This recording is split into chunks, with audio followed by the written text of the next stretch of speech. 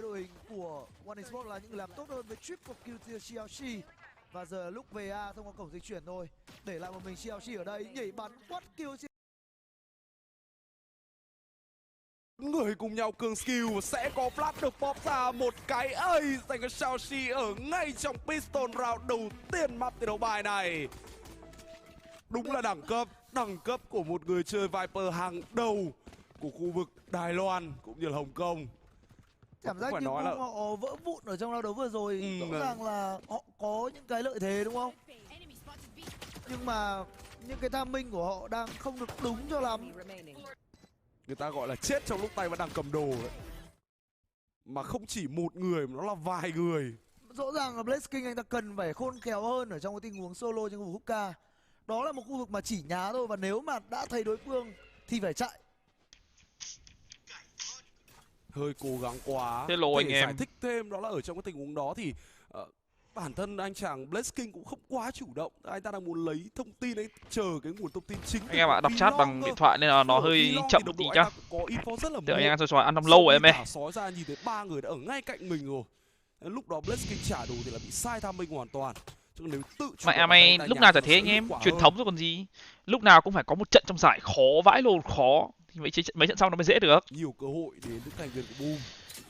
Yếu tố bất ngờ gần như là con số 0 khi một cái bài đẩy khu vực A-Bat của họ đã hoàn toàn. Đấy, ở bao nhiêu cái thrifty cho vừa. Vẫn đang có một người cố gắng cương skill tầm gần là thrifty. Chính xác hơn là anh chàng Berserk. Nhưng cũng chỉ đổi được một mà thôi. Shiro hoàn toàn bị thất bại trong cái tình huống đấu skill này. Và cặp đôi còn lại kia giờ về tới nơi thì cũng đã là quá muộn màng đến từ Boom Esports. Người bách về là Severin cũng đã ngay lập tức bị Renny hạ gục. Chỉ còn là một mình BenQ mà thôi. Có lẽ rằng anh ta cũng sẽ không muốn để cái lượng đồ này đâu, mà sẽ giữ nó cho đầu sau. Quyên sinh của Mousepad sẽ là lựa chọn tốt nhất.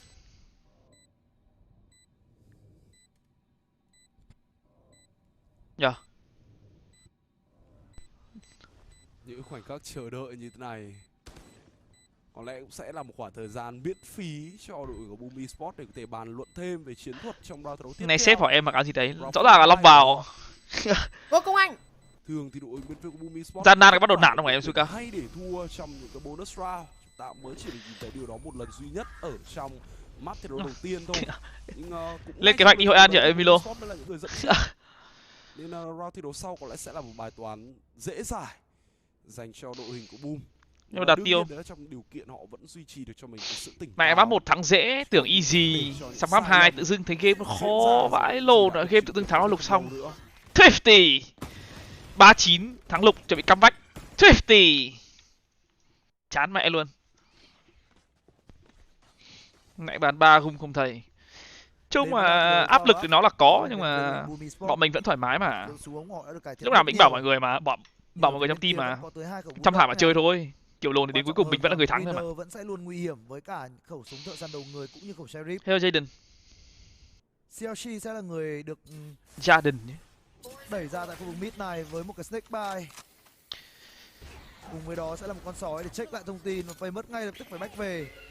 Một người đẩy vào, có một bạn trong BenQ, Famous cũng đã kịp đi hơi nhanh. Thậm chí còn cả đồng đội lạc mẹ sau. Như vậy thì mất 3 người chỉ trong vòng 1 giây. Có lẽ các thành viên phía đội của Boom Esports sẽ là những người chiến thắng tuyệt đối trong đấu này thôi. Sẽ đáp quá khỏe đến từ Boom Esports. Lửa cũng không chạy tới BenQ. No hope. Không pick được mạng vào thời điểm này thì thực sự là no hope đến từ One Team. Họ sẽ để thua trong cái bonus round này. Ngày kia bắn tiếp bạn ơi. Và chúng ta sẽ có thêm thời gian để nói lại. Chung mà hôm nay ai có những pha báo mà em. Đi map 2 còn 06 cơ mà. Chơi game bực vãi lồn map 2. Cái vừa quay tâm đi là ăn đạn vào đầu. Và cả hai thành viên này đều tỏa sáng, thậm chí có thêm cả một người bên trong outside cover nữa thì đúng là Boom Esports họ không thể nào để thua được một khi One đã đi vào cái bẫy này.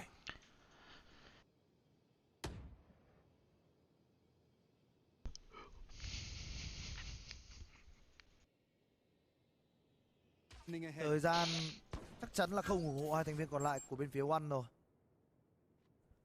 Họ đang rất là muốn bắt súng nhưng mà chưa có cách nào để bắt cả. Đối phương đang là family pick ở đây với 4 người. Double kill Famous. Có nguồn nước ngoài mà. Cuối cùng là anh chàng Renny cũng xem nguồn Việt Nam lại cũng được. như mình đã nói thì đó là một round thi đấu flawless. Mạng ở khách sạn hơi đều, wifi khách sạn hơi đều anh em ạ, nên là chắc là xem YouTube cho đỡ nặng. Ông của các thành viên bên phía Fnatic ấy, vô địch giải này thì năm sau đi Pacific. Nhiều sao ấy nhỉ. Khẩu súng cái bắn thích thật mà phải thừa nhận là đây là một trong cái skin Vandal rất là đáng mua. Ngày xưa thì mình không thích nó lắm đâu, nhưng mà khi mà nhìn thấy Zipan ở team FPX cũ anh ta sử dụng thì bắt đầu cảm thấy là nó cũng vượt đấy, nó cũng được đấy. Và giờ thì có rất nhiều những pro player họ đang ưa chuộng cái ngoại trang này. Không chỉ glitch pop mà còn cả dòng skin Champions 2021 nữa. Quay trở lại round thi đấu này đi. One Team họ đã full buy trở lại. Vài cú đụng độ nhỏ nhỏ của bộ A-Bat để có thể bào máu được Famous thôi. Trong cái đó Belong chúng ta vẫn còn đó là Severin với những cái tình huống timing flash của mình. Bên kia là Chiaway cũng đang muốn làm một điều tương tự, nhưng quả flash này đang là không mù đến từ Severin. Cố gắng gọi cover nhưng chẳng ai cứu được anh ta cả. Blazking và Shiro vẫn còn đang ở quá xa, mà mất đi một thành viên đến từ Boom Esports trong một khoảng thời gian sớm đến như thế này đương nhiên sẽ là bất lợi. Blazking không muốn để điều đó diễn ra lâu, đang muốn đẩy ra pick lại người đến từ trong Blazking và đã bắt được một. Có thêm mạng thứ hai, mạng thứ ba dành cho Boom Esports ở trong round thi đấu này. One Team không thể giữ được lợi thế của mình quá lâu và họ đang phải đối mặt với một tình huống 2 vs 4. Bộ ba vừa rồi của One Team có vẻ như đã chật nhịp trong những tình huống đấu súng với cả đối phương. Vui mà, bắn lan này vui mà, nên cảm xúc nó cũng cảm xúc nó cũng gọi là cao trào mà. Không thực sự là quan trọng. Lại một tiếng 1-1 và lợi thế vẫn sẽ dành cho các thành viên phía đội của Boom mà thôi. Triple kill dành cho Hỏa Vương. Họ cân bằng tỷ số 2 đều. Có lẽ vừa rồi anh chàng mang tên sẽ rất tiếc khi không hạ gục được Blazking. Severin lại 0-3 rồi, đi mẹ mà hành trình đi tìm kinh của Severin lại thấy khó đấy. Lại thấy dài đấy. Nhưng mà chúng ta nhìn thấy là kể từ sau 4 round đầu tiên ở trên map thi đấu split thì những cái tình huống phối hợp nhóm theo kiểu 2 cho tới 3 người ở Boom Esports được cải thiện nó rất là nhiều. Cách đây không lâu thì cũng là một tình huống đẩy mid 2 người, Blazking và Famous. Round thi đấu vừa rồi thì cũng là Blazking và Shiro. Và nhớ Blazking đang thực sự là một đầu tàu để giúp cho những người đàn em của mình có thể di chuyển một cách hiệu quả hơn, hợp lý hơn trên map thi đấu bài này, cũng như là những lượt trận thi đấu sau mà Boom Esports nó cần phải đối mặt nữa. Đây cũng sẽ chỉ là một round thi đấu. Sao mấy thằng này chơi được dí sát màn hình mà nó không cận ta? Sướng quá rồi. Điều gì đó quá đáng lo ngại dành Boom Esports. Trừ khi họ mắc phải những sai lầm đặc biệt nghiêm trọng. Tôi nghĩ rằng với 2 round thi đấu mượt mà như vừa rồi thì Boom Esports khó lòng nào có thể mắc phải những sai lầm chí tử tới mức để thua trong round thi đấu thrifty của đối phương. Đã có một bên Sheriff cấu yếu được vị trí của Famous. Nhưng để mà anh chàng này Champion sắp tới là được dùng deadlock rồi đúng không anh? Cái này anh không biết rồi, anh không rõ lắm. Hình như là 1-2 tháng sau khi ra mắt rồi. Vẫn đang trải người tương đối đẹp và đây sao đây hết độc. Ngay lập tức chỉ nhớ vào 1 hap sau anh tôi muốn kill pixel 6 giờ. Hai người hookah trước đó cũng đã lộ ra rồi, bây giờ liệu có phải nằm xuống hay không đây? Vẫn còn mũi tên điện và Sayus đã. Chứ hôm nay cũng nhiều pha bắn, cũng nhiều khoảnh khắc mà. Tường độc được bật lên, thêm một recon để tránh đối phương có thể nhảy xuống. Đội hình của One Team đang càng ngày càng bí bách ở trong round thi đấu này và họ vừa để mất thêm 2 thành viên nữa. Không có một sự phản kháng nào đến từ các thành viên của One Team cả. Vừa là không phản kháng mà bắn phát mặt luôn. Đã là quá muộn màng rồi. Blazking đục tốt, Sayus hạ gục thêm một người, nhưng cũng chỉ là bữa điểm tâm của anh chàng Blazking này mà thôi. 3-2 dành cho Boom Esports. Đúng rồi, trận sau gặp Sky mà. Blazking làm 3 và anh ta có cho mình tổng cộng là 7 mạng, cùng với đó cái hang xà rồi. Trận nhanh nghĩ được, xem fancy. 5 round có cho mình cái ultimate có thể shut down hoàn toàn một khu vực trên bản đồ. Các bạn hôm qua mấy giờ ngủ nhỉ? Đây sẽ là cái lợi thế rất lớn. Blazking liệu sẽ muốn sử dụng nó ở đâu đây? Chắc là hookah. Hôm qua 2 giờ tắt máy, bảo thôi xuống đi ngủ. Chắc chắn là vết của nát rồi, chắc là không cần xuống đi ngủ. Mà mày xuống tự dưng thấy chuyện có một cái bộ truyện gì quên mẹ tên rồi, cuốn vãi lồn, đọc lúc 4 mẹ giờ luôn. Có thêm một vài vết mới Chronicle. Với vị trí của Blazking thì anh ta lại không thích cái vết ở hookah cho lắm, anh ta muốn sử dụng cái vết của Belong. Cũng dễ hiểu thôi, bởi vì những round đấu full buy vừa qua thằng ZOWIE để bắn kinh mà, ZOWIE để bắn kinh vãi lộn luôn. Luôn đi 3 người của Belong khoảng thời gian ban đầu, và nhìn thấy cái hang xà này từ One Team cũng ngán rồi, không muốn về bề nữa. Ở lại khu vực mid, chuẩn bị cho TT rank bạc 1 em ơi. Nơi mà Boom Esports đang sẵn sàng gây chiến với 3 thành viên. Bây giờ anh dậy 9 giờ anh dậy. Vãi lồn luôn, là 4 giờ ngủ 9 giờ dậy. Trong khu xe A này. Tại vì 9 giờ dậy phải đánh răng rửa mặt các thứ. Mẹ mày chỉn chu là đến 9 rưỡi. 9 rưỡi xuống ăn sáng. Ăn sáng xong rồi 10 giờ, xong rồi đến 10 giờ lên tập, lên gọi là tập, lên warm up. Đối phương đang liên tục di chuyển vào vị trí ui một tối đốc kill cho anh ta, tiếng Chamber rất tốt khi berserk và phải mất đều bị hạ gục. Ok. Mất thẳng khu xe A rồi, còn là chia away nữa. Anh chàng này không còn đồ, nhưng Blaze King thì lại thua bởi pha này thì hơi ở đây. Và Blaze King đã nằm, chỉ còn lại một mình Shiro thôi. Shiro. Ultimate của anh chàng này bắt được một đấy. Bây giờ sẽ cần có tình huống bắn nhau tốt, nhưng Winner không cho anh ta cơ hội. Tỷ số nâng lên thành 3-3 cho bên phía đội ngủ quá rồi. Tưởng chừng như với cái lợi thế hang xà mà vị trí của Blaze King tạo ra thì Boom Esports họ sẽ chuẩn bị đủ cho những tình huống nhiều ông ở bên trong vùng bom nhưng mà nhiều ông hôm qua vào cứ chui vào fancy thua, mặc dù người ta là đại diện Việt Nam thấy cũng sao. Chung là mỗi người một ý kiến là bạn, mình cũng không thể nào mà bảo mọi người theo ý mình được, mà mọi người cũng không thể nào bảo mình theo ý của người ta được, đúng không? Kệ đó. Như vậy thì cũng không chắc thành viên của Boom Esports được.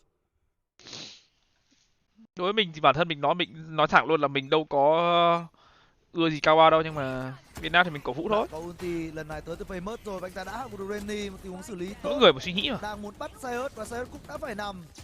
Và đẩy nhanh tốc độ trận đấu đến từ thành viên phía đội của Boom và đã mang lại được sự thành công rất lớn, nhưng ở đây Shiro đã phải bỏ mạng lại rồi, nhưng không thể vượt qua hậu súng của Severin tới từ Winner đâu. Duy nhất chia away là player còn lại, và ở đây anh ta liệu có thể bắt được thêm ai hay không? Đi dạy tiếng Anh vẫn cổ vũ thầy. Cảm ơn Thành Phạm nghe. Thằng thứ 4 cho Boom. Qua quả bọn nào có gì thú vị không anh? Không em, chúng nó thưởng là test ping, thế là chúng nó mới pick linh tinh. Nhưng ở đây mới là thật, lối chơi ai quan tâm thì ai ủng hộ thì ủng hộ, ai ghét thì ghét, gì đâu mà. Rất cục, đẩy không điểm dừng. Cảm giác như họ đã thực sự tạo ra một cái cơn hỗn loạn ở ngay giữa lòng đội hình của One Team vậy.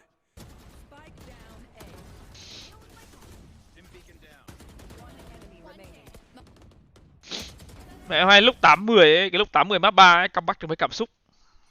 Alo. Chamber trong tay Winner, anh Thảo. Từng round một, từng round một. Đã có cho mình ultimate. Và giờ sẽ là một bài muốn ok Malik này. Chơi Dota suốt ngày. Trong tay của anh chàng Sayus này. Nhưng anh ta có vẻ như cũng không thể tìm được cái mục tiêu của mình, thậm chí còn bị cắn trúng. Nay round cuối first half map 2 bên kia là Spy phạm luật anh ạ. Luật gì nhỉ? Chỉ ngăn chặn được một nhịp đặt spy rồi. Hình như Bay bây giờ đâu còn bom đặt lỗi nữa đâu nhỉ? 3 triệu cuối được đầu tư khi mà chúng ta còn chưa có một tình huống đặt spy. Lấy 3 đội của hai của hai bảng. Mỗi bảng lấy 3 đội, 6 đội vào vòng trong, top 1 vào thẳng. Gọi là nhỉ? Bán kết. Top 2, top 3 và tứ kết. Wow! Winner hay bắn kinh ấy. Winner hay bắn kinh vãi lồn mà. Wow! Và không phải là mạng thứ tư khi mà Shiro đã có một tình huống đặt tâm tốt. Nhưng lượng máu còn lại của Shiro, cả vị trí của anh ta nữa, đang không phải ở điều kiện thuận lợi nhất trong tình huống. Không chiến là cút em mà Dương ạ. Tầm mày một trận thua là một trận thua nó cũng ảnh hưởng nhiều lắm. Một map thi đấu diễn ra căng thẳng hơn rất nhiều so với hai map thi đấu trước. Ăn miếng trả miếng đến từ cả hai bên. Và cái tên lần này được gọi sẽ là vị trí của Winner mà thôi. Anh Thắng không còn đùa như trước nữa rồi. Anh Thắng không vui. Bọn One này tưởng yếu nhưng mà thật ra không yếu ta. Bọn One này bắn kinh như chứ ta. 3 viên trúng cả 3. Tại vì cái khu vực Hùng Cô Lan đã uy scan 50.000 đồng. Wow. Anh ca trinh cam cao cao len siêu cho thay ten tiền thu đu óc không anh? Cảm ơn Hùng Cô Lan nghe. Ha, anh quên đấy. Đợi anh chị. Quên xem giải phải để nhảy. My bad. Cảm ơn Hùng nghe. One Team. Còn đây là cảnh bao trận đấu diễn ra nhanh quá. Mẹ mày sang đây nhá, chỉ ăn và đi massage thôi em. Chỉ ăn và đi massage thôi. Sẽ là những tình huống đấu súng đến từ cả chỉ hai có thế thôi. Ăn. Ôi, đi rồi. Wow, ăn đi đẹp đấy. Ăn. Tập team, đi massage. Thế thôi. Shiro còn đó. Chỉ thế thôi. Chỉ đổi được một thôi và ngay sau đó thì anh ta phải sủi. Nhưng sủi vào trong lam thì sẽ phải đối đầu với Shaoxi 77 và đây đang là một người có khả năng quẩy rất dẻo. Nhưng còn không phải là Shaoxi 77 kết liễu anh ta mà đó lại còn là Randy cơ. Blaze King đi móc lại bị khắc chế thêm một lần nữa bởi Winner. Valorant ở bên Sinh nhá, đang một bữa ăn hết ba mấy đô đúng không? Sau này nhá, gọi đồ ăn nhá, gọi bừa phứa, mẹ tiền ship thì sao ạ? Toàn free ship này với cả mẹ bao tiền 5 bạt tiền ship này, rồi thì mẹ order mệt nghỉ luôn, order lấy order để luôn, order lấy được luôn. Của Boom và bây giờ thì tay có đỡ thế nào không anh? Sẽ rơi vào cái đỡ hơn tí em Milo ạ, không vận động gì nhiều nó cũng đỡ. là có cái lượng tiền dư giả trong người mà thôi. Vãi lộn là xong này, tiền ship 5 bạt. Nãy mình vừa order xôi xoài, tiền ship là 2 bạt. Đi mà 25 bạt là 1 đô Sinh. 2 bạt là 1 phần một nửa. Chẳng biết bao nhiêu nhưng mà vãi lộn rẻ. Và các thành viên bên phía đội hình của 2 bạt tiền ship vãi lộn.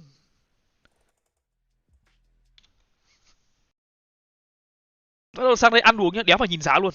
Sang đây ăn uống đéo phải nhìn giá luôn. Đéo quan tâm luôn. Cứ ăn rồi. Mẹ ở Việt Nam mẹ gọi đồ ăn, nhầm ở bên Sinh gọi đồ ăn còn phải nghĩ, trong này đéo phải nghĩ luôn. Với cả là kiểu lúc nào mà kiểu lười ấy thì bên DyAC người ta cung cấp bữa trưa, bữa tối ấy, cứ lấy mà ăn thôi.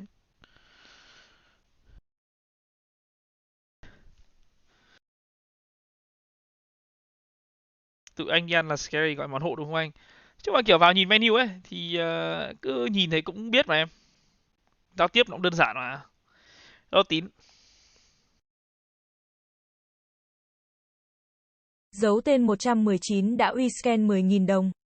Mấy đội này mạnh vậy fancy có cửa không a? Cáo dấu tên 119 nghe. Mình nghĩ là fancy làm được thôi. Tại vì lúc đầu mình cũng đánh giá là team One này gọi là gì nhỉ? Trong bảng A này thì team One gọi là cửa dưới nhất đấy. Chắc mình nghĩ là làm được thôi. Ngô Công Anh. WATCHPARTY vui vẻ nha Thái. Ui, cả vấn khiêm bầu đuôi nghe. 2 lốp luôn. The fuck. Không phải em ạ. Hôm nay là ấy, từ trận của Fancy hôm qua ấy là bắt đầu bắn server Sinh rồi, không phải bắn server offline nữa. Mấy trận trước đấy ấy, là bắn server offline ấy, thì bắn ping 1 đấy thì nó mới bị lỗi. Xong rồi lỗi nhiều quá, bắn server online luôn. Bắn server Sinh luôn. Ui, cái em Ma Dương với 500k qua MB Anh nghe. Ui ấm ta. Shiro vừa có một cái recon bow bay ra hẳn ở ngoài map. Anh kia Ma Dương nhiều. Đã. Cái tiền thủ cầm đấy á? Đấy là cái làm ấm tay bạn ấy, cái làm ấm tay. Handwarmer. Lựa chọn khu vực nào là an toàn nhất cho lượng súng ống của mình để bảo toàn được cái lợi thế. 100.000 bạt thì như là bằng 60.000 Việt Nam đồng hay sao ấy. Ô kìa, đi rồi. Hoàn toàn bị bắt bài. Sayot ngay lập tức kết thúc anh ta và giờ thì phi vào sai thôi. Nhảy cổng rất đông người. Winner cũng không có lý do gì để hold lại quá lâu. Họ muốn đi bắt Winner. Sống càng lâu càng khó chịu. Rằng đây là điều hỏi có xong. thể. Ui! Một mạng nữa cho Winner, triple kill Winner. Có thể đi bắt nhưng mà tất nhiên là không thể bảo toàn mạng sống. Nâu đỏ, anh Thắng bắn kinh quá. Anh Thắng không vui nữa rồi mà. Anh Thắng này không đến. Đúng rồi, đang bị lỗi mất tiếng Asian em ạ. Lỗi mấy cái tiếng anti các thứ ấy. Rất khác với ngay từ đầu hôm qua trong cặp trận với Sersia. 12 frag. Blitz hôm nay thắng bạn này. Thắng 2-1. Và 6 cũng là số round chiến thắng của One Team lượt thi đấu first half này. Một tỷ số đang hoàn toàn có lợi dành cho đại diện đến từ Đài Loan, Hồng Kông. Và nếu như các thành viên của Boom Esports họ để thua thêm một round thi đấu full buy này nữa thôi thì chắc chắn tỷ số sẽ là 8-4. Và đấy là một con số rất khó để có thể san bằng khoảng cách ngay trong khoảng thời gian đầu lượt thi đấu second half. Map này em xem bên thủ suy vãi cặc. Hello, bọn anh mình đã biết đâu nhá, bình thường nhá, bọn anh bắn bài nhá. Bọn anh bắn cái map bài này nhá, bên thủ nhá. Ví dụ hôm qua thôi, bọn anh bắn bên thủ. Bọn anh nắc cái bọn ASE ấy, bọn thằng live ấy. 12 bên thủ. Xong vào đây thua. Đéo hiểu, đúng là cái team này là ngày vui, có ngày vui và có ngày buồn. Ngày vui thì thôi. Nhưng đã bảo rồi, không phải cang thì đừng bắn ốp. Anh có cảm giác bọn Orangutan hôm nay bị underrated nên click 21 cái bên ngờ không? Ai underrated thì mình không biết. Nó thẳng luôn là đến lượt là vào đến đây rồi làm gì còn team nào yếu nữa. Ôi vào đến Accession rồi làm gì còn team nào yếu nữa. Team nào có thể thắng được hết. Nó tới từ vị trí của anh chàng Shiro, tác trúng nhưng không để làm gì cả. Vẫn bắn lan mà em. Tất cả đều bắn lan mà nhưng mà chỉ là đổi cái server thôi em. Ui. NG kinh nhở?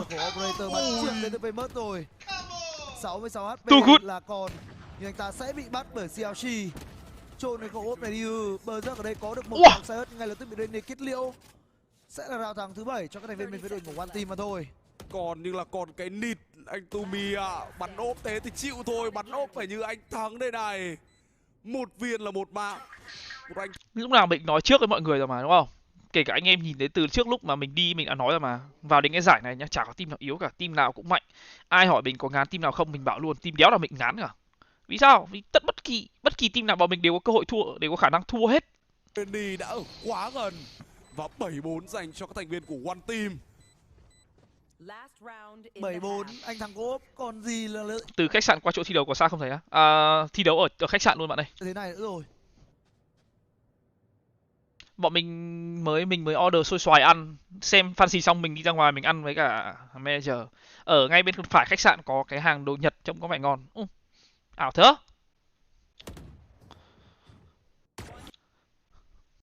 Vãi lộn, hôm nọ đi ăn lẩu buffet 12 đô một người. 12 đô sinh tính ra tầm bao tiền? 12 đô sinh tính ra tầm 200.000 một người. Đi mẹ nhà mày ăn mẹ mày mửa con mẹ thịt lợn luôn, thịt lợn thịt bò luôn. Cầu được giữ ảo thật đấy. Một khẩu tiểu hookah. Những người chơi còn lại không đầy đủ 100% lượng hỏa lực. Thậm chí Shiro mới khởi đầu round thôi mà cũng chỉ còn lại cho mình có đúng 5 HP. Tôi còn đang chưa kịp hiểu là chuyện gì đã xảy ra với anh chàng này. Có lẽ đây là một viên operator vào chân thì mới còn may mắn còn lại 5 máu như vậy. Một chú Scout Wolf được trả vào. Bây giờ sẽ là nết bồi vào để Sayus bị đuổi về mà thôi. Thêm cả Boombot được bồi ra nữa. Một cuộc trao đổi chiêu thức tại khu vực hookah. Và phần thắng nghiêng về các thành viên bên phía đội hình của Boom Esports khi họ đẩy lùi được hai thành viên bên phía đối phương về lại khu vực side A cơ. Bách rất nhanh, bách về 4A đến từ Boom Esports. Quá tỉnh táo, họ biết được đi nước bước của One Team ở trong round thi đấu này. Đây sẽ là round Onina đến từ One Team. Mà không nha, nhưng mà ngon lắm, 200.000 đấy ngon lắm, thế bạn nổi tiếng hay sao ấy, ngon lắm. Làm nữa tôi đang chưa biết đội One Team họ vào kiểu nó gì có với cái nó có cái gì nhỉ? Nước dùng kiểu xì dầu với cả cái gì ấy, kiểu ngọt ngọt đấy, ăn cuốn vãi luôn. Xiaoxi đã phải nằm xuống, hàng xà được kích hoạt đến từ Boom Esports để đóng cửa. Juicy xăm thật đấy mày. Đội của One Team Kỳ không nhỉ? Quay đầu trở lại khu vực bom site BN, hiện tại đang không có thành viên nào bên phía đối phương cả. Nhưng cái lượng người của họ còn lại chỉ là con số 2 mà thôi. Đang cố gắng đặt spy. Và liệu rằng có thể thủ được không Kịp đây? cũng là hết. Câu trả lời là không. Và tỷ số sẽ là 5-7 dành cho đội của Boom Esports. Từ anh em hiểu như này nhá, từ anh em hiểu cái giải này nghe mình nói một lần thôi nhá. Cái giải này thì tất cả các team sẽ ở chung một khách sạn, mỗi người ở kiểu 2 người một phòng, và mỗi team sẽ có một phòng để 6 cái máy tính dành cho 5 player và một coach. Thế tức là mỗi team có rơi vào tầm 5 phòng, bao gồm cả phòng tập, 5 phòng. Thi đấu ở khách sạn là cái phòng, anh em biết cái phòng hội nghị ở khách sạn không? Phòng to ấy. Đấy, thì bên Riot người ta thuê luôn, người ta lắp hết sân thi đấu, tất cả các thứ ở đấy hết. Vậy thôi. Nếu mà vào đấy là trong vòng bảng, còn vào vòng trong, nếu mà những team nào vào vòng trong thì mùng 4, mùng 5 bắn xong thì mùng 6, mùng 7 sẽ đi quay mùng 5 hay là mùng 5, mùng 6 chứ. Sẽ đi quay media tiếp, kiểu quay tiếp luôn đấy, quay một cái media khác, kiểu content khác ấy. Xong rồi mùng 7 thì bắt đầu từ đấy là bắt đầu ra sân vận động thi đấu, kiểu nhà thi đấu ấy. Thấy bảo là nhà thi đấu ấy chứa được 1.500 người một lúc. Vãi lộn.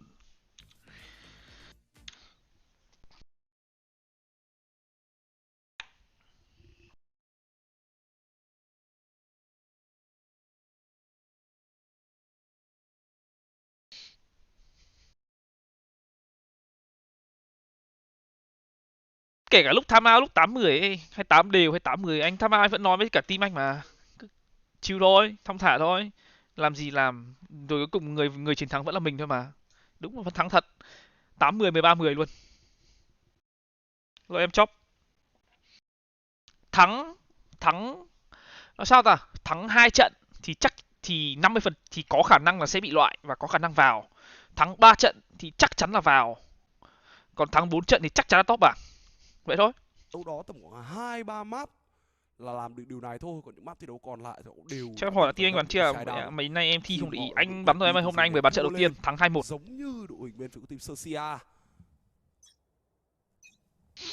Ducky bắn con Ray ở map fracture gọi là kiểu nhiều lúc nó kiểu bị hơi xui ấy, nó chưa quen tay ấy, nó bắn con map bài kinh vãi lồn. Map bài nhá, có lúc mình bật lên thấy nó 18 mạng, team mình thằng đứng nhì bảng 5 mạng, bắn vãi lồn. Đỡ. Nhưng đối phương cũng đẩy. Và trong side Nghiện điện tử mà em Hoàng. Winner mà thôi, Winner bị lộ vị trí và Winner một tình huống bắn tốt, có thể lấy đi lượng máu rất lớn của Famous. Nhưng ở đây có bắn nhau. Ui, móc nhanh ấy. Cho Sias rồi. Trong side quả Spy được hạ nhưng bây giờ thì còn một thương binh và hai người lành lặn thì là như thế nào đây? CLG có một. Famous bị phát hiện ở trong làm và bây giờ chặn nhẹ rồi anh ta cũng chết. Flawless. Và để Sias làm 4 đi. Đối phương yếu rồi nhưng đó lại là mạng là CLG cơ. Tỷ số nâng lên con số 8 cho các thành viên của One Team. Inia là Inia ban tổ chức cấp em ơi. Confirm người có 3 không phải là vị trí Sias mà đó chính là các thành viên của BenQ Boom. Ok em Lộc Tê ơi. Là Sias luôn. Đúng. Một pha đi móc quá khủng khiếp. Vãi của mình nói thật luôn nha, kể cả thắng 2-0 hay thắng 2-1 mà thắng 2-1 nhá, kể cả tỷ số nó là 13-11 nhá, nó vẫn là thắng. Mình đéo quan tâm, thắng là được. Mình đéo quan trọng.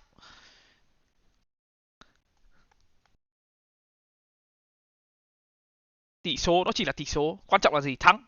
Mẹ vô địch thế giới với tỷ số đá bóng vô địch thế giới thì mẹ với tỷ số 1-0 vẫn là vô địch mà. Khác đéo nhau đâu mà. Thắng 2-0 vô địch, thắng 3-0 vô địch chả được thêm đéo cả. Thắng là thắng. Của Sias có mạng thì anh ta sẽ gần hơn rất nhiều với cái ultimate tên lửa hạ màn của mình. Biết rằng đối phương đã rất là yếu máu rồi. Ở đây thì sao? Winner anh thắng. Thắng penalty cũng là thắng luôn. Gì đã thắng hết. Đéo quan tâm. Đối phương bằng một khẩu macho và vẫn đang có những viên đạn spam liên tục đây rồi. Cái đầu tiên đã rơi. Ai sẽ là kẻ tiếp theo? Ai là kẻ may mắn? Ông phải chiến ấy. Ông này may chiến ấy. Khi mà anh ta vẫn còn đang luẩn quẩn ở quanh khu bom xe, khi mà những cái đồng đội còn lại đang stack hết ở B cùng nhau. Rất muốn đánh B đến từ Esports. Nhưng đánh B đồng nghĩa việc phải đối diện với tận 3 khẩu súng bên phía bên kia. Để xem là Boom sẽ làm gì tiếp ở trong khoảng thời gian tới đây. Họ vẫn đang phải chờ Sorin về với những quả flash để có thể tạo ra được một cái sự đột biến. Nhưng đi tanh với một khẩu Marshall và hai khẩu Sheriff như thế này thì xem chừng là không bắn thua với ZOWIE rồi. Rất gọn gàng đến ZOWIE với cú triple kill. Lại một người nữa được làm 3. Và One Team hoàn toàn giành chiến thắng ở trong round thi đấu thứ hai này một cách nhẹ nhàng và đơn giản. Thắng 2 round Piston ở cả hai lượt thi đấu thì rõ ràng họ có free cho mình 4 round rồi. Thi đấu rất cẩn thận ở trong những second round. Và giờ thì power up round tới dành cho Boom Esports. Họ sẽ phải cực kỳ chắc chiêu nếu như còn muốn tìm kiếm hy vọng ở trong cặp trận BO3 này.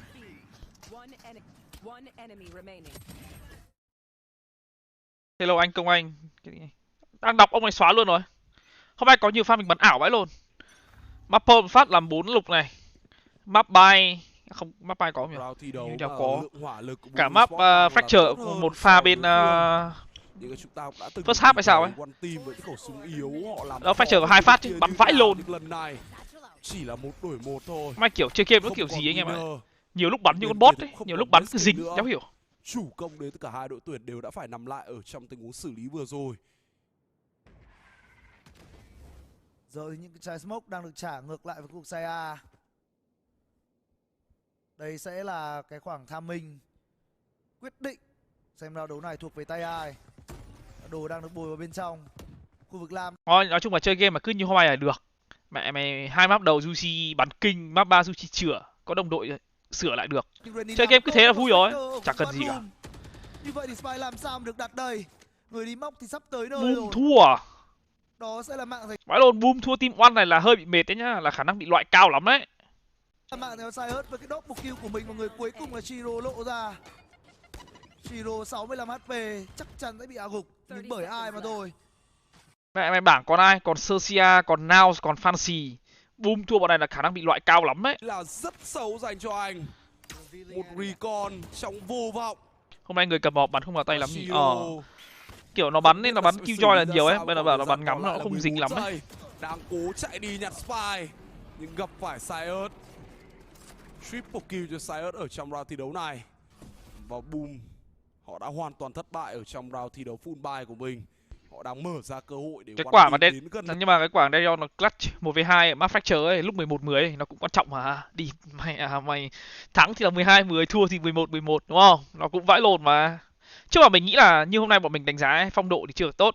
Trên thang điểm 10 thì bọn mình đánh giá bọn mình bắn được tầm 6, 7. Nhưng mà ai có khoảnh khắc, ai cũng gọi là gì nhỉ? Cứu được team á. Mình nghĩ thế là hợp lý rồi. Vui rồi. Coach đang ngồi chơi Dota mà này. Chàng với One Team trước cái đá vào đây. Họ đang muốn khai thác Winner, Winner sủi là rất nhanh, có thêm quả lựu đạn trả lên phía trên. Một cơn mưa. Wow. Một cơn mưa lô nó bắn ác luôn ngay trong cuộc bom side B, và người hưởng hết lại chính là vị trí của anh chàng Sayers. Tên lửa đã ôi đến đi. Lửa không bắt được Famous. Bom side B giai đoạn đầu thủ tốt bao nhiêu thì giai đoạn sau lại đang không hoàn thành được chết luôn Famous. Tình thế vẫn đang là hơn người dành One Team, và tôi xong rồi, chỉ còn lại một mình Shiro mà thôi. Khẩu Guardian lại bắt anh chàng này phải đi clutch thêm lần nữa. Spy sẽ được đặt, nhưng đặt Spy xong thì làm sao để post plan lại là một câu chuyện khác. Địch ở hai hướng khác nhau, bắt buộc phải cương, và Shiro không thắng được Renny. 11 năm dành cho One Team. Họ đang trình diễn bộ mặt rất khác so với những gì chúng ta biết ở ngày thi đấu hôm qua. 11 năm, và thậm chí trong round tiếp theo này Cheaway còn có cả tinh linh dò đường. Have you ever seen a place where the round of playoff will be played? I saw it from outside, bro, but I don't know how it look like inside. Hopefully we can qualify, so I can play inside that. Nhưng có thể làm gì đâu. Đúng, vẫn là một round đầu thua thôi. Tôi tưởng như đã có bất ngờ. Boom mà thua là hơi mệt đấy nhá. Boom thua là Boom phải thắng tất cả các trận còn lại. Nếu mà Boom thua trận này là phải thắng tất cả các trận còn lại. Nếu mà thua một trận thôi là khả năng loại cao vãi lồn luôn. Mà thua ai cũng được. Thua đúng cái team mà kiểu bị đánh giá thấp này ấy, thì nó kiểu hơi mệt đấy. Sẽ có bão laser không kích được hoàn thiện dành cho anh chàng Berserk. Với hai cái chiêu mấy anh Boom mày đến giải khạnh lắm. Mấy anh Boom mày đến giải khạnh lắm. Thì một Winner vừa có một tình huống 7 Belong và hạ gục được Shiro. Còn team của Sky trong tay Cheaway cũng đã phát hiện ra của Abat có người đang muốn vào nhanh đến tức giành về của team Boom Esports, nhưng họ có vào được không đây, khi mà vẫn có một cái tinh linh dò đường. Nhưng Famous chơi rất dứt khoát, hạ gục được hai người phía đối phương. Chỉ còn Shaoxi thôi, Shaoxi không có một tình huống bắn hay. Cơ hội đang được mở ra dành cho bên phía team Boom Esports ở trong round thi đấu này. Đây có thể là cơ hội để họ thu hẹp khoảng cách. Và chắc chắn là như vậy rồi. Renny là người phải... Mà anh em biết là kiểu khi đi kiểu làm mấy cái media ấy, kiểu lúc nào phải mặc quần dài, đi giày, mặc áo team đầy đủ. Mà em hôm bọn mình mặc nhá, xong đi vào chỗ kiểu làm sự kiện, chỗ kiểu gọi là chỗ bán giải ấy, để tổng duyệt kiểu duyệt qua ấy. Mà em ấy thấy gọi gì nhỉ? Thấy CEO của Boom mặc quần đùi đi dép tông đi vào, nhìn trông chiến vãi hồn. Cao tốc độ trận đấu lên thì họ sẽ có được cho một cái thành công. Còn những lúc nào họ muốn hơi chơi mờ chậm, á, họ muốn bò trườn nhiều. anh em phải thông cảm cho mình thôi, tại vì mạng là sao? Mạng ở đây là mạng wifi ở khách sạn mà, nên nó thấp lắm, nó kém lắm. Sẽ thua người và đối phương bắt bài chính Còn mình đang nhìn vào điện thoại thì trông nó cũng mượt mà nhỉ. Hoặc là sẽ không có tình huống đấu skill thắng được các ngôi sao bên từ bên kia trong những khoảnh khắc. Anh để bitrate 8.000 rồi đấy, không thấp đâu. Cho dù là kịch bản nào đi chăng nữa thì đấy cũng không phải là thứ mà đại diện số 1 khu vực Indonesia thời điểm hiện tại đang mong muốn. Họ vẫn đang cách bên phía One Team 5 round thi đấu, và đấy không phải là khoảng cách nhỏ. 100% khi em lên sân khấu em không được mặc quần đùi, không được đi dép, phải mặc quần dài, phải mặc áo team, phải đi giày.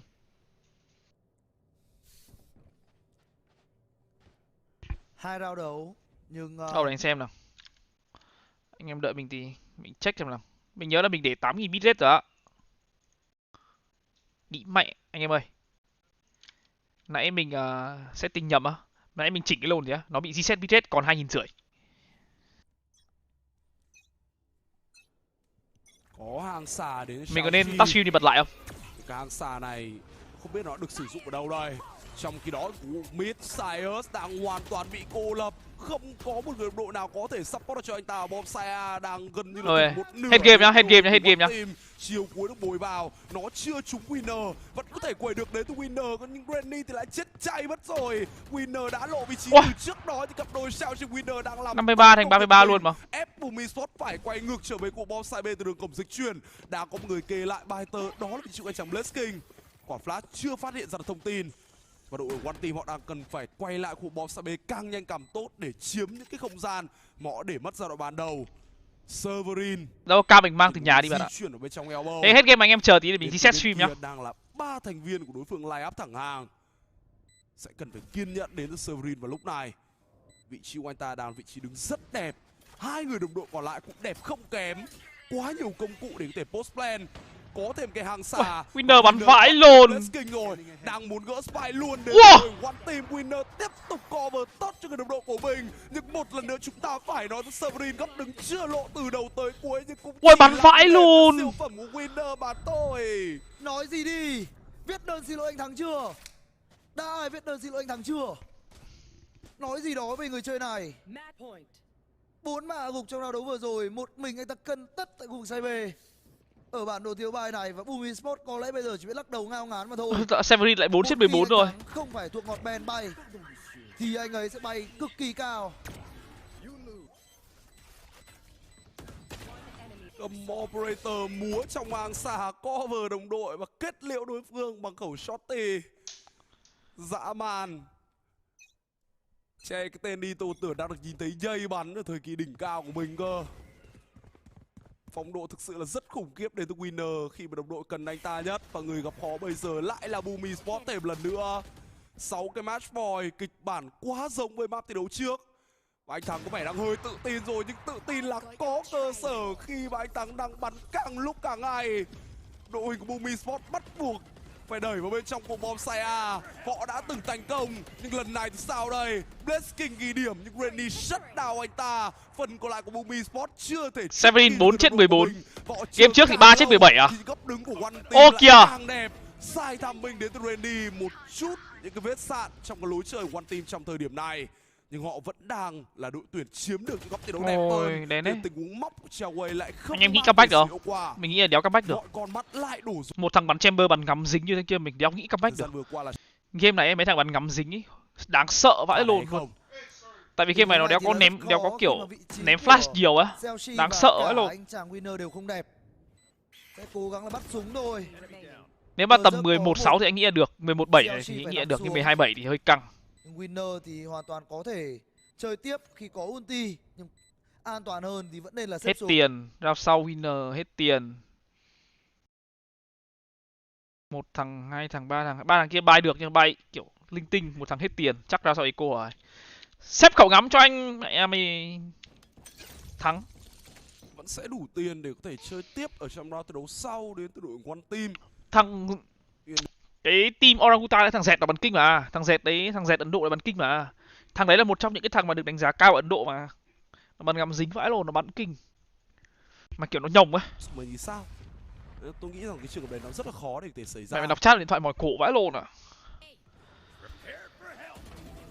Nhìn lại round thi đấu này, có lẽ phần lớn cái việc mà Rennie cố gắng sử dụng ulti nó không cần thiết.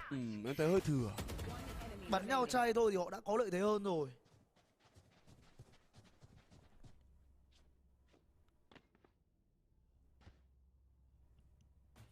Vâng, như vậy là sẽ chơi an toàn đến từ các thành viên của One Team. Cảm ơn Huỳnh Lê Nguyện đến 100k qua MoMo nghe. Cúng thầy độ Darion bắn ọp dính hơn vào những game sau. Anh Thắng này sẽ là người solo bom xa, phần còn lại đi đẩy B. 1 đối 1 có thể tạm coi là một thành công. Esports biết đối phương là bắn đông B rồi, nhưng họ không hề có tí niệm muốn lùi lại. Họ muốn chơi cương skill tiếp ở quanh cái trục mid này, không hề muốn quay trở về để đối mặt với anh Thắng. Ý tưởng của One Team muốn lùa đối phương về hướng khẩu operator đã không thành công rồi. Họ đang phải đẩy, nhưng theo một cung đường khác là khu Belong. Lần này sự hiệu quả là không có. Cú triple kill nhẹ nhàng dành cho BenQ. Hello Loredes. Bom side B sẽ thủng vào round thi đấu này. Nó cũng hoàn toàn trôi vào tay các thành viên của Esports. Vẫn đang muốn đi săn khẩu ốp tới từ vị trí của BenQ.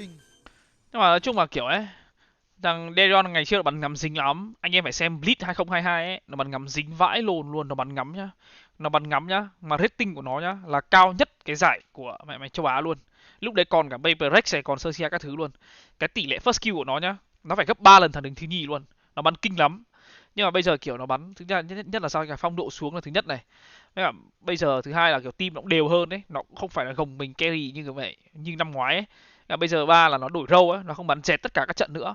Mà anh em biết là bắn ngắm ấy, mà không bắn nhiều ấy, cái cảm giác flick flủng các thứ nó xuống nhiều lắm, nó không được ổn định lại như ấy đâu.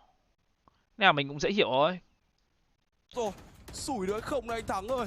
Hết chạm dịch chuyển để có thể tele, biết một người ở gần nhưng lại không phản xạ kịp đến từ Winner. Quát kill cho BZX và cũng đã loại bỏ được cái thứ vũ khí. Không, team mình ngày kia mình bắn tiếp.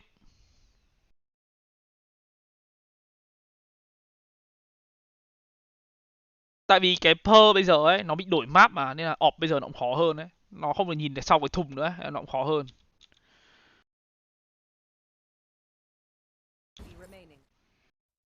Nói chung là phong độ của nó bây giờ hiện tại đang không được tốt đấy. Từ cách đây trước giải, phải cách đây tầm nửa tháng rồi, đến bây giờ phong độ nó không được tốt cho lắm. Để dễ thở hơn. Bây giờ khẩu operator Tour de Fox đang ở đâu? Nó đang ở bathroom. Và anh chàng Cyrus bị lộ nhìn thấy luôn à? Rồi. Vẫn giết một, giết hai. Thậm chí là có đôi Severin cùng với Shiro, mỗi người lại Warner, lại cầm ngắm. Winner vừa hỏng Severin. Và giờ quả spy được đặt xuống. Liệu rằng có cơ hội nào để có ui, chạy bắn chết luôn. Ô kìa. Sẽ chấm dứt tại đây mà thôi.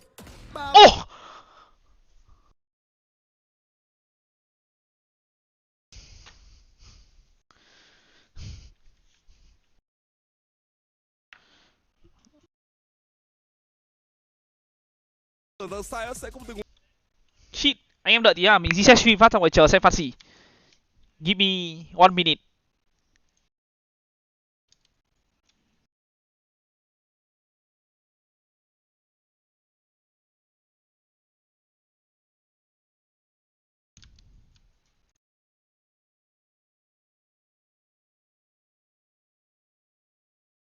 Anh em thì đỡ hơn chứ anh em? À quên, đã chỉnh màn hình lồn đâu. Anh đéo biết nữa, mấy thằng boom này trông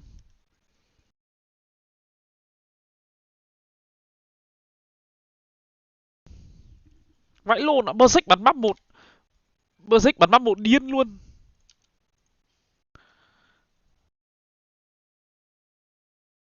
Berserk bắn map 1 điên con mẹ mày luôn. 27 mạng chết 12 cộng 15. Map sau ông này 3 chết 16. Map của bao nhiêu? Hiện nào.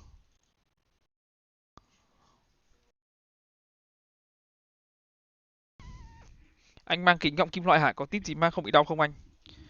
Không, anh cứ đeo là anh không thấy đau á.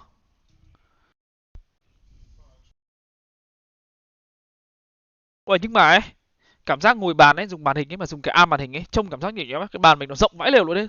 Hôm nay mình mới ngồi thử ấy, cảm giác như kiểu nó gọi là đỡ một đống diện tích luôn, mà kiểu nó không vướng cái gì luôn ấy, đã thật. Chỉ sợ là đi bắn giải mà không có arm màn hình sẽ không dùng được. Đúng rồi, Boom này cũng từ chối đi SEA Games để đi Pacific này.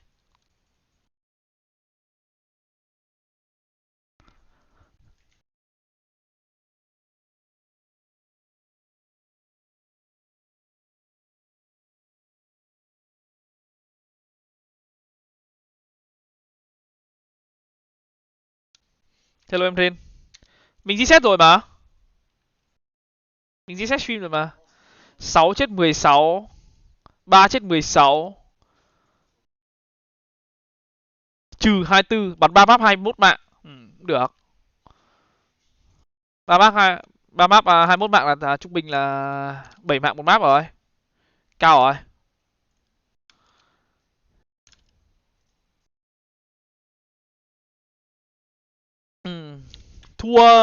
Thua Hồng Kông này là trông có vẻ Boom đi rồi đấy. Mình thấy là trông đi rồi đấy.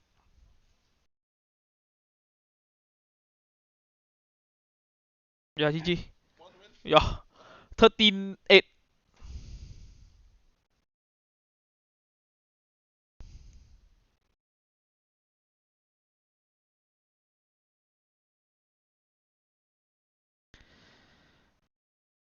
Phát còn hốp không á? Còn. Phát thắng hết 3 trận còn lại là xong mà. Đôi khi thắng nốt 3 trận còn lại là đầu bảng luôn đấy chứ. Cảm ơn Hetan nghe.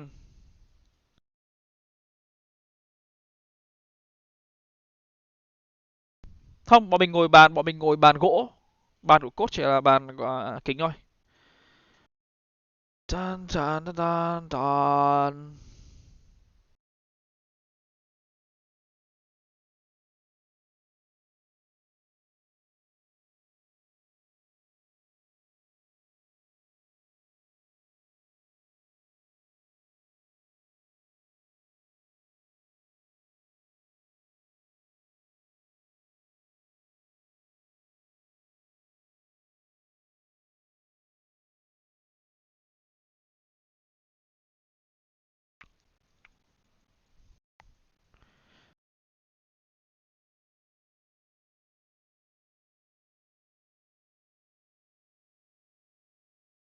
Hello em Zoro.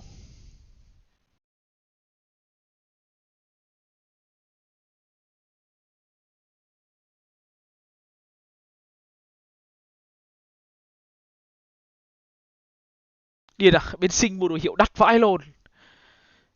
Đồ đấy là mình mua ở bên Thái này, ngày đầu tiên sang. Hôm sau thấy chụp ảnh, thế là mình nghĩ hay là mình đi đầu tư một tí nhỉ. Hay mình đi mua với cả bọn kia, mình đi mua luôn.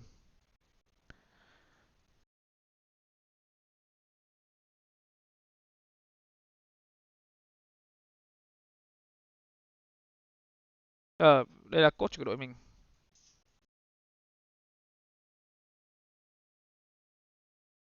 Giờ chắc phải chờ tầm nửa tiếng nữa. Set up này, chào sân khấu các thứ nữa.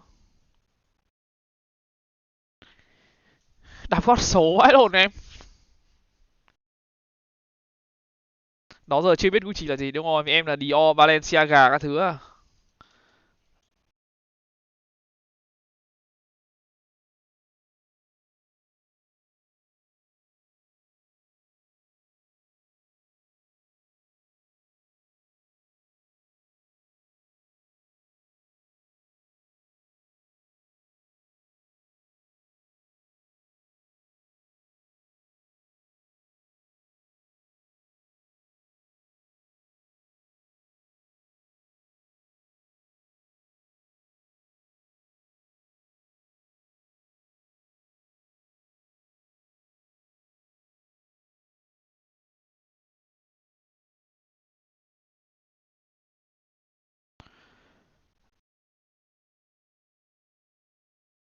Hello Chris Khang.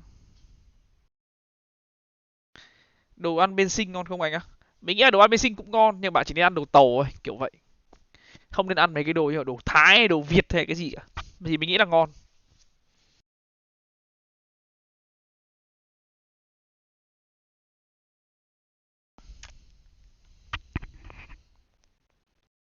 Hôm nay mấy cái đứa mặc áo, hôm nay mấy đứa mặc áo Bleach ấy, một là gì nhỉ? Người yêu thằng Scary này, hai là người yêu thằng Nef này, ba là người yêu của anh thằng Scary này, bốn là người yêu của chủ Bleach này. Hết.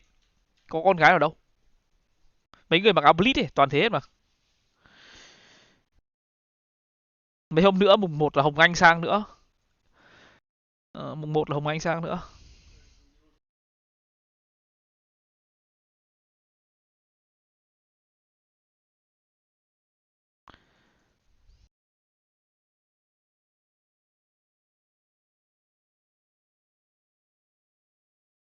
À, mùng 1 là Hồng Anh sang, mùng 3 là người yêu thằng Deon sang nữa.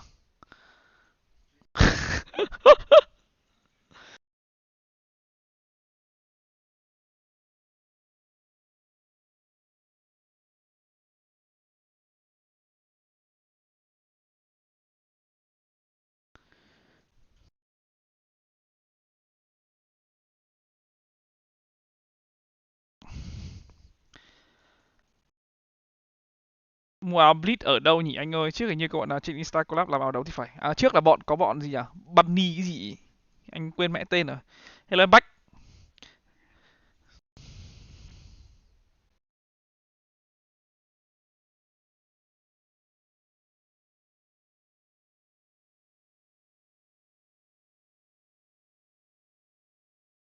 Trận đầu xem ở đâu á? Bạn vào kênh Valorant Việt Nam Champion Tour á. Bạn kéo về đoạn đầu là được mà. Nãy bắn xong map 3 không thấy coach cười với anh mà quay sang ôm Darion à? À tại vì nó clutch quả 11 10 á. Thằng ấy nó có một mệnh danh là nó đéo bao giờ nó win được clutch nào cả. Cứ clutch là thua. Trong khi ngày bình thường nhá, cứ vào đến pha clutch 1v1, một với mấy cũng thua luôn. Nhưng mà địt mà hôm nay 3 map làm 2 pha clutch.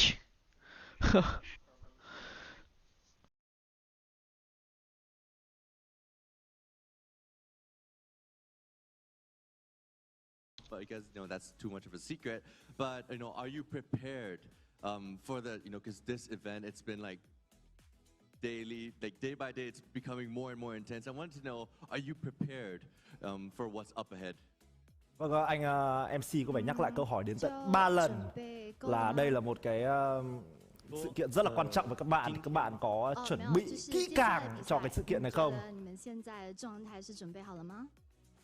Anh MC hỏi đến tận 3 lần, hỏi rất quan trọng. He said he thinks that they're definitely prepared. He thinks that as long as they bring like their regular standard of play into the rest of the competition, they'll be fine. Đương nhiên là bọn tôi có chuẩn. Boom to one. Kênh chat này chửi nhau đông vui vờ lờ. Không phải Việt Nam bắn cũng chửi nhau à? Hay là trận bọn mình bắn á? Thầy nghĩ fancy thắng không á? Anh em nào chưa thấy thì có thể lên kênh, lên page Valorant Việt Nam, Valorant Esports Việt Nam để xem lời nhắn nhủ của mình.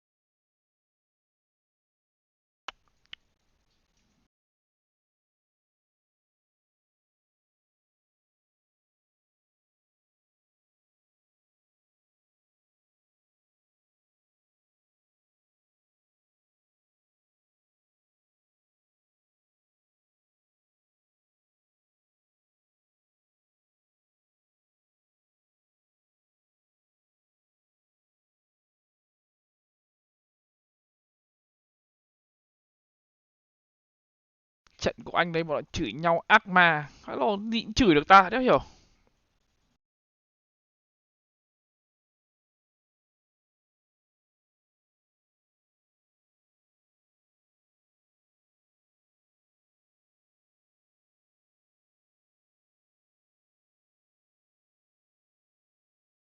Đỡ.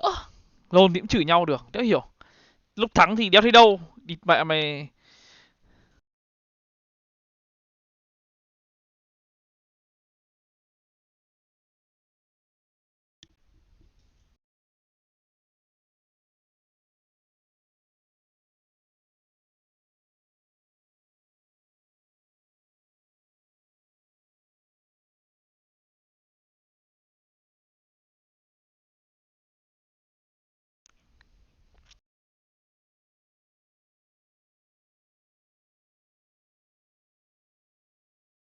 Hôm nay mấy round Blitz thua Eco Anti kéo vào đông phải cái đấy mà anh. Nó là thế mà em. Thế nên là mấy kênh Valorant ấy, anh thấy toàn tắt con mẹ mày chat, chỉ có chat bằng icon rồi. Anh nghĩ thế cũng hợp lý ấy. Để mẹ mà đỡ mệt. Việt Nam bây giờ kênh của Việt Nam mình cũng nhiều view mà.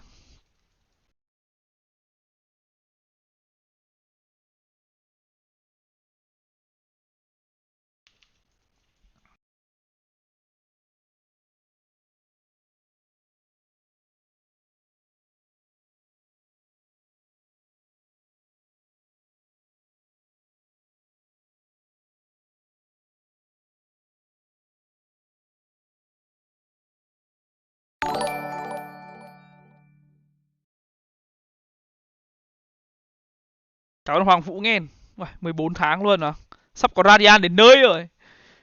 10 tháng nữa Radiant lớn rồi.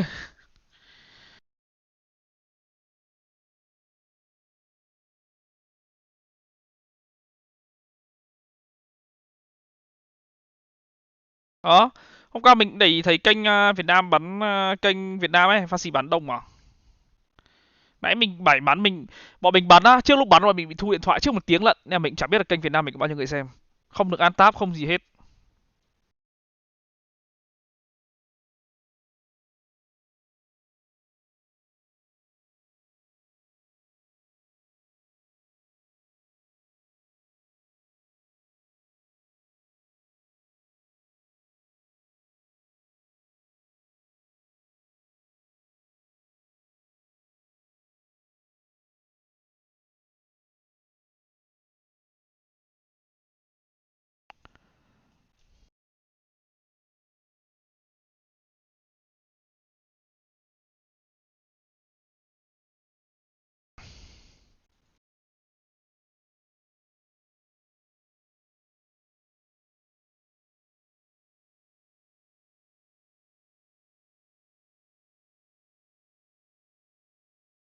Thầy đi bắn có nói chuyện gì với anh em bên Fancy không? Bọn mình ở phòng ngay đây này, ở Fancy phòng ở ngay bên trái của mình này, cách tầm 3 phòng. Hôm nọ đi qua thấy có Z, anh em chào hỏi nhau thôi. Mình với cả player của Fancy có vấn đề gì đâu. Kể cả hàng Fichio nó trẻ con mà, nó nói mình quan tâm gì đâu mà.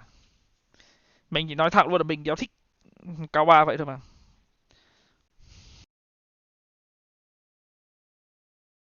Vãi lộn ạ, lúc này bắn xong mà mình đi xuống thấy có cái tivi, thấy Blitz ghi 2-1 cho mình chỉ ở boom.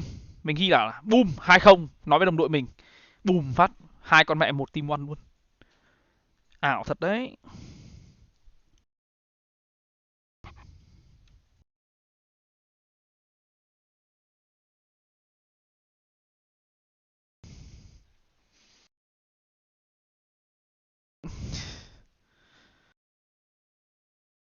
Ảo vãi lồn mà, team one thắng ảo thật luôn đấy.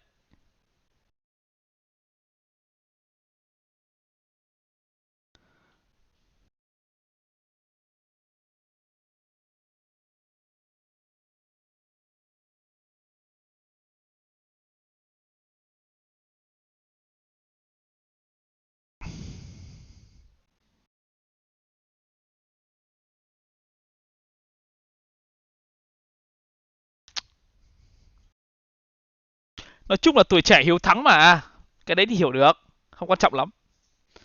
Nó có chửi mình gì hay gì đâu mà, nó chỉ nói mấy, nó chỉ có post cái ảnh cái thứ mà nó chả chửi, nó chả xúc phạm gì mình chả để ý lắm.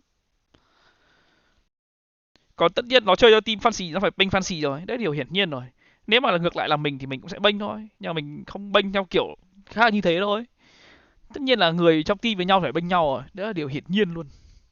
Không bênh nhau thì mẹ mày, nó thì nó đéo phải là một team thì nó chắc chắn đéo thân thiết với nhau.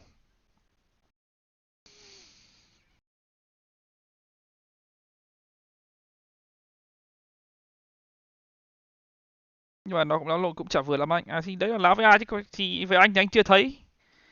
Anh quan tâm gì đâu. Vãi lộn, bây giờ chúng có chửi thẳng mặt anh còn chẳng quan tâm nữa là năm ba mấy cái gáy gáy hay gì anh quan tâm đéo cho mệt.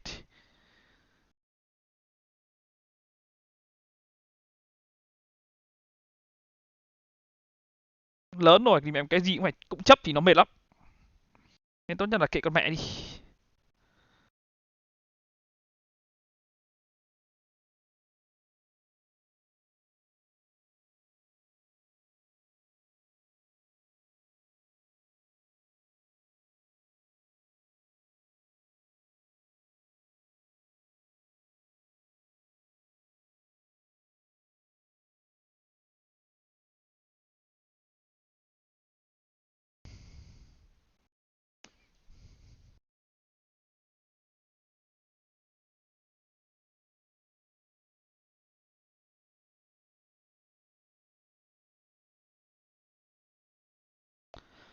Cái quả TP của cái gì đấy là mình bảo mà mình thấy bom rơi ở cửa, mình bảo từ lúc còn mười mấy giây rồi. TP nhưng mà kiểu nó cứ nấn ná, nó cứ nấn ná nó kê smoke ấy.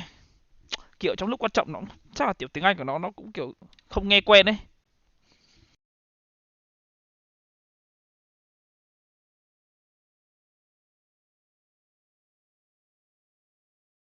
Chứ phát đấy 13 giây chạy qua cổng nhặt bom thì chắc là kịp.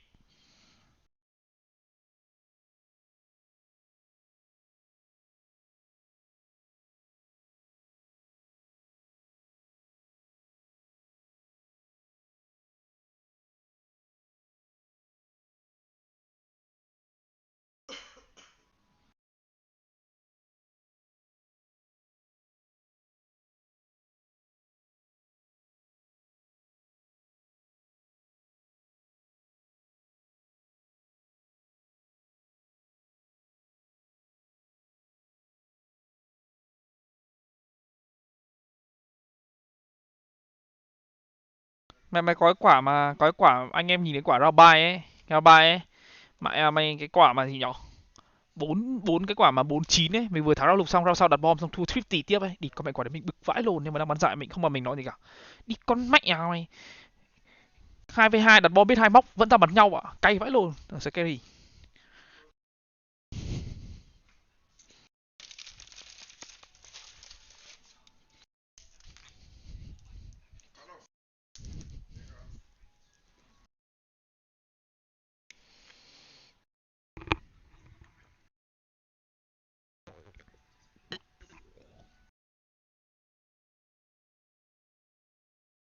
Mẹ mày tất nhiên là bắn ấy, ai cũng muốn bắn, ai cũng muốn thì mẹ bản thân mình bắn thắng, nhưng mà mình bắn hay đúng không?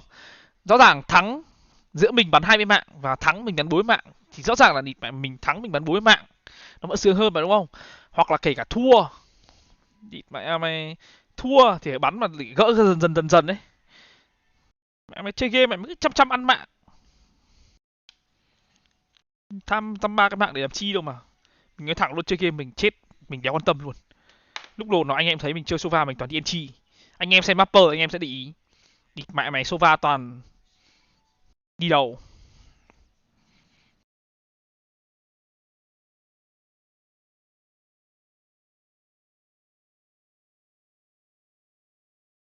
Cái cố định của tay anh để dưới bên dưới mà.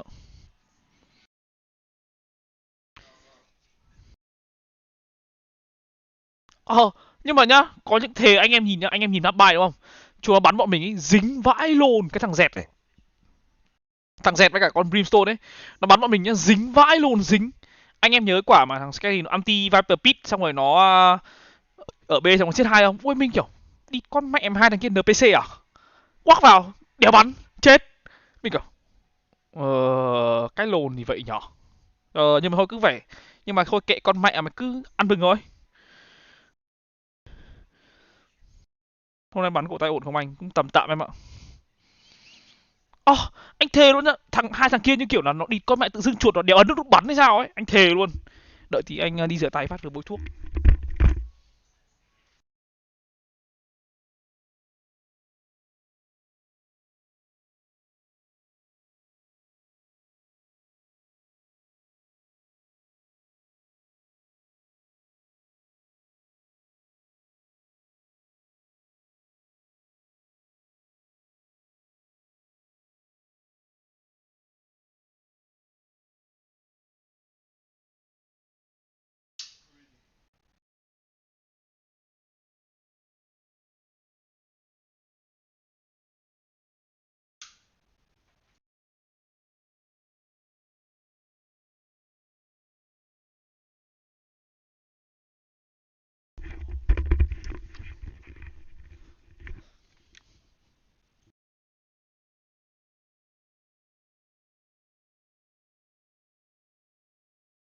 Ủa, anh em nhìn thấy nó đã rõ hơn chưa? Mình livestream lại rồi ấy.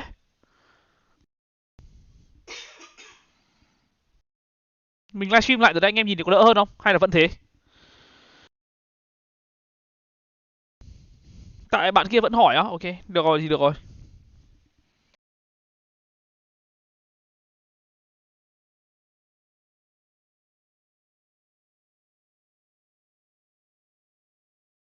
Nhưng mà lần sau ấy, bắn giải mình phải đi bé cái mồm đi.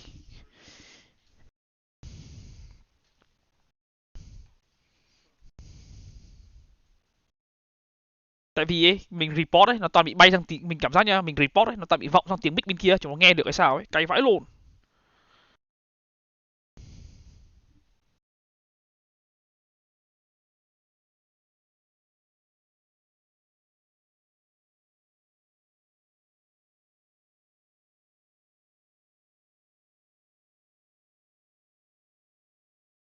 Mấy cái tình huống mà bảo go A go B ấy, mày cảm giác như kiểu chúng nó nghe được vãi lồn ấy, thề.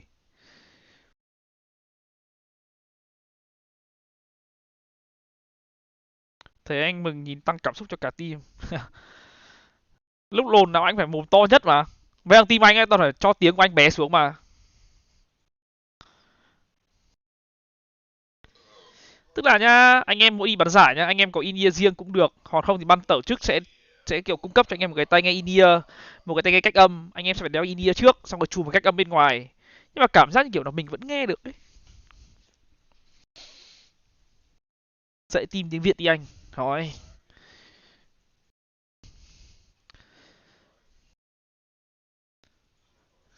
Như kiểu là trước lúc sang đây bắn này, chúng nó bảo có mấy cái content, chúng nó định làm content là kiểu gì nhở? Bọn anh nói tiếng Thái xong rồi kiểu xin chào cảm ơn các thứ kiểu gọi là kiểu cảm ơn bằng tiếng Thái, dẹp, bố mày người Việt, bố mày nói tiếng Việt, một tiếng Việt hai tiếng Anh hết, bố mày chả có nói tiếng nước đéo nào hết.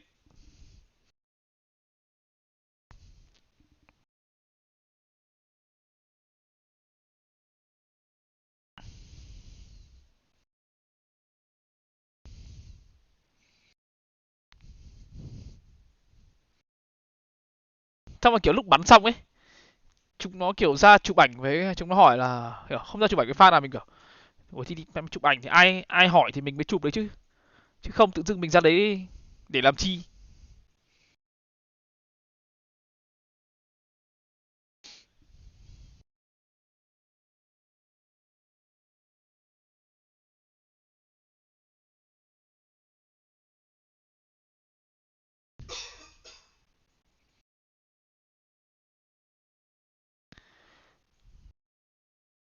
Nói chung là team mình ấy, bọn mình chả để ý đâu.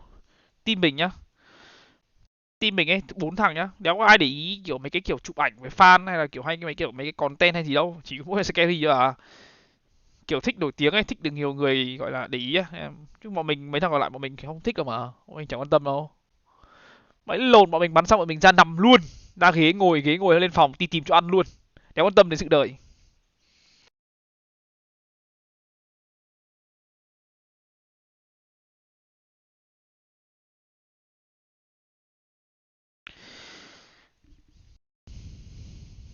Mà anh không đi pick map cùng coach à? À lúc đấy là mình đang đi lấy Starbucks nên là không đi bắn pick được. Mình cử thằng khác đi.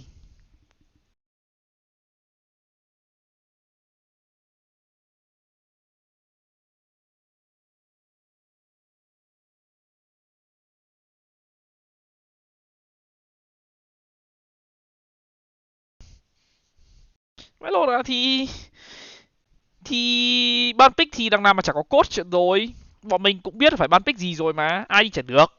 Quan tâm gì đâu mà.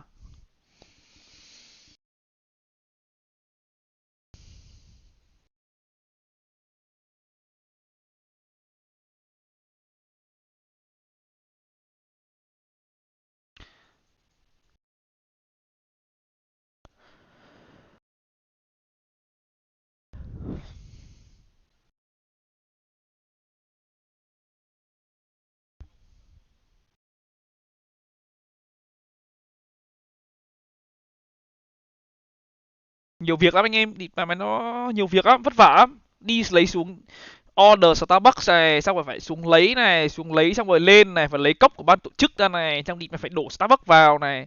Tại vì lên sân khấu ấy là phải đeo, anh em nhớ cốc mà đen xì đúng không? Đấy, phải cho nước vào trong đấy. Anh em thích uống cái đéo thì trong đấy cũng được, nhưng mà cứ phải cho vào cái cốc đấy. Là phải đi lấy cốc này, đổ vào này. Đổ được một nửa nhá, đổ được một nửa bắn xong một, ra tìm để đổ thêm vào, mất mẹ cốc luôn. Đéo thấy cốc nước của mình đâu nữa luôn.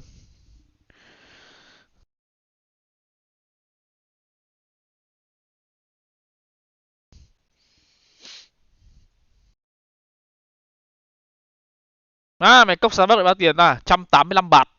Ui, nhưng mà anh em ạ, Starbucks bên này ngon vãi luôn, đéo hiểu. Đi coi mẹ Starbucks, còn ở đây mình gọi cái strawberry AK ấy, xong nó có thêm cái hạt lựu ấy. Ui, ngon vãi luôn. Cho mồm cái hạt lựu, cho mồm nổ đốp đốp, ngon vãi luôn. 185 bạt. 185 bạt bao tiền à? 185 bạt là rơi vào tầm 6 7 7 đô. 7 đô là tầm 120.000. Ngon vãi luôn.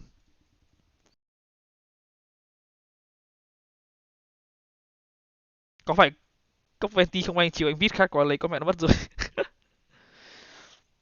Không, ở Việt Nam không có cái hạt lựu á. Cái hạt lựu thì mới là cái nói.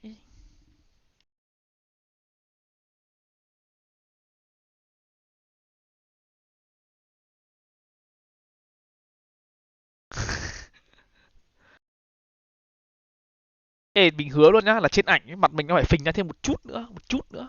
Trên ảnh và trên clip ấy, mặt mình nó phải phình ra thêm một chút nữa, chứ mặt mình ngoài đời nó không nhảy đâu. Làm gì có đâu nhở?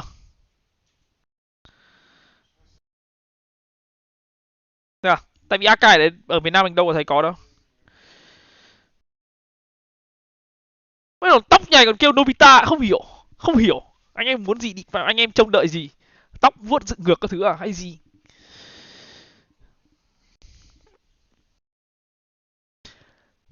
Đâu, ảnh này là cắt từ cái lúc mà phỏng vấn, đi mẹ đang phải trả lời phỏng vấn, đang kiểu đi mẹ với cool ngầu các thứ.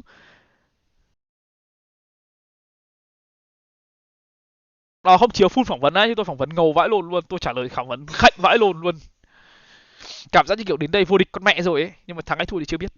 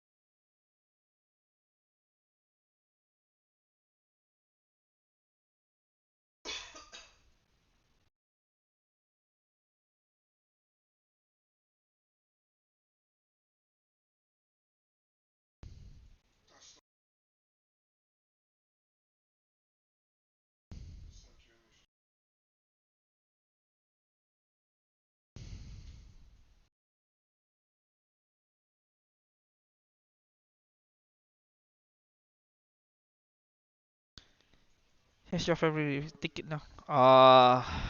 None of people from my family come here to watch. Yeah, but my girlfriend will come. 2 more days or 3. Và giải Công Anh cầm Cryo Vandal ác ghê. Bạn phải bắn map 1 xong, map 2 thua, cày vãi lồn. Mình bảo đi con mẹ làm gì giờ nhở? Đổi con mẹ Vandal đi, kéo một hồi mình kiểu trông chả khẩu Vandal nào trông vừa mắt cả, khẩu nào cũng dùng rồi. Tự dưng lướt qua khẩu băng tuyết, lắp con mẹ khẩu băng tuyết vào luôn.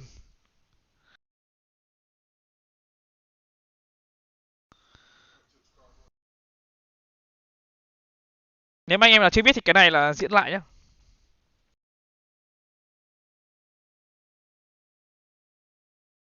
Okay, I wait to see you at final. I have only final ticket. Hope we can meet.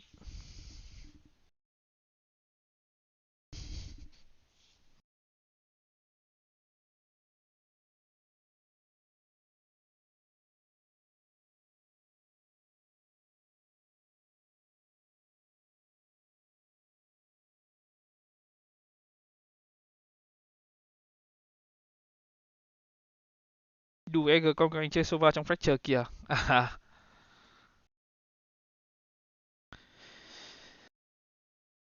Cảm giác cầm mỗi lần cầm Sova, cảm giác tự tin mình nó phải tăng thêm 100% luôn, thành 200%.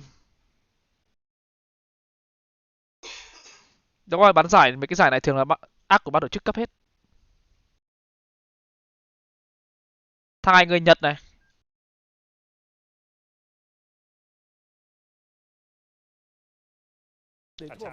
Cái này quay lúc nào á? Cái này quay trước tầm 20 phút.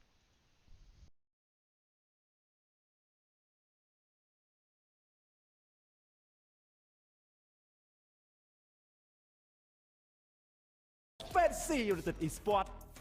Rồi tắt tiếng đi.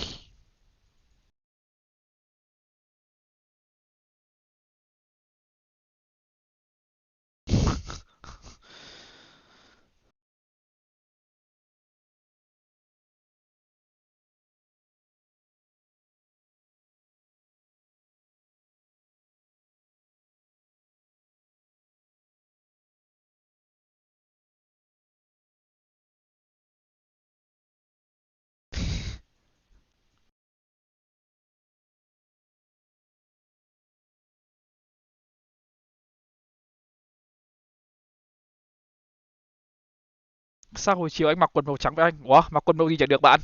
Đâu có ai bắt buộc phải mặc quần màu đen đâu.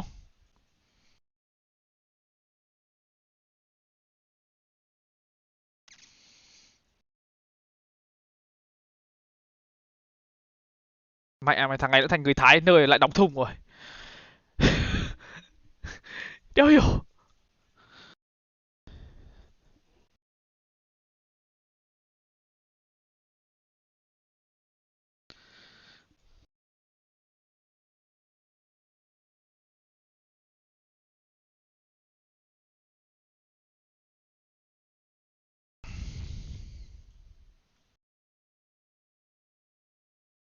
Em tưởng là người Thái mà, nhỉ.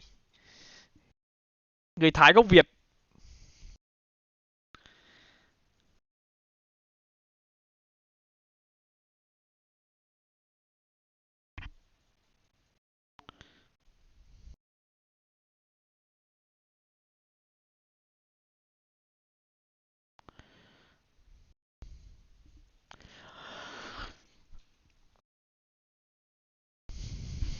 Hai không đẹp, đi ăn nó sớm.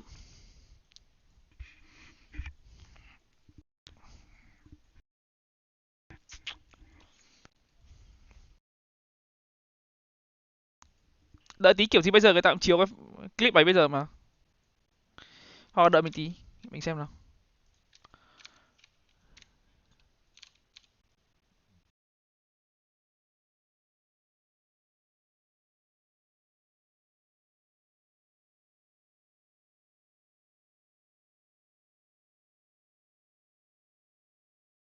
Xem đây đi vậy.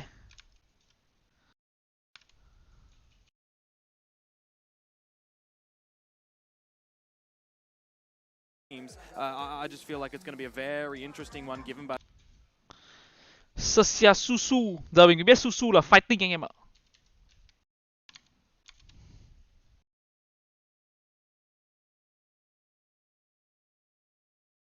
Bundle mới á? Bundle mới mình sau khi mình cầm thử, mình nhặt thử, mình dùng thử thì mình nghĩ là dìu đẹp này. Dìu đẹp này, Marshall đẹp này, Phantom tiếng hay. Phantom không đẹp lắm ấy nhưng mà tiếng hay. Anh ơi thắc mắc là màn hình cho khán giả xem á, màn hình cho khán giả xem thì nó ở đằng sau player nên không nhìn thấy đâu.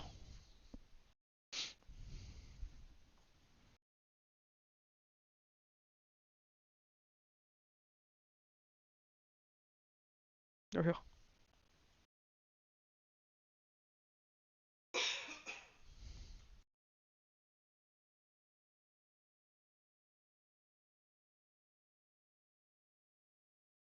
Sheriff thì mình không thích cái animation lắm, tiếng thì hay nhưng mình không thích cái animation lắm.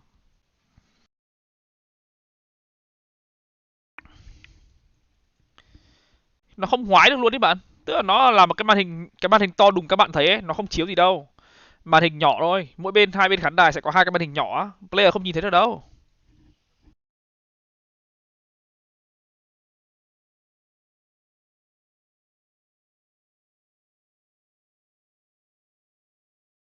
Không delay nhưng mà không nhìn thấy được đâu.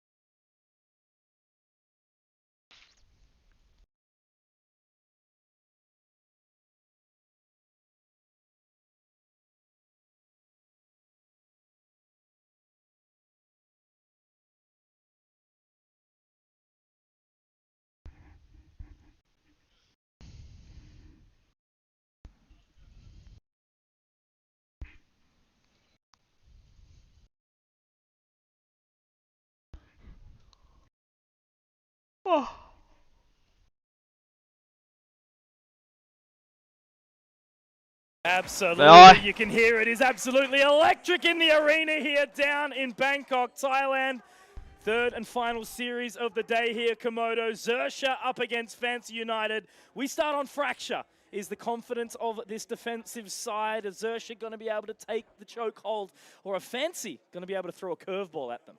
Yeah, I want to see what Nizzy's going to be able to do with this Phoenix kit. I want to see him making sure that these orbs are gathered, maximizing the amount of run-it-backs that he's going to be able to play is certainly going to be a large factor for Fancy United to try and get, again, another successive attackers sided.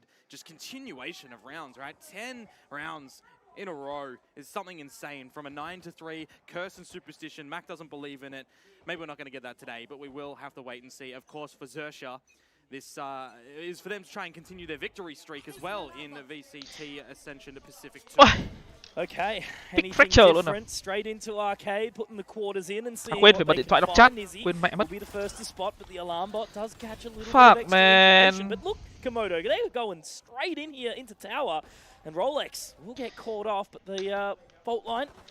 Tức là mấy cái ly uống nước đấy, mỗi người sẽ có 2 ly. Mỗi người sẽ có 2 ly. Một ly là nước lọc, còn một ly là các bạn thích để gì vào thì để.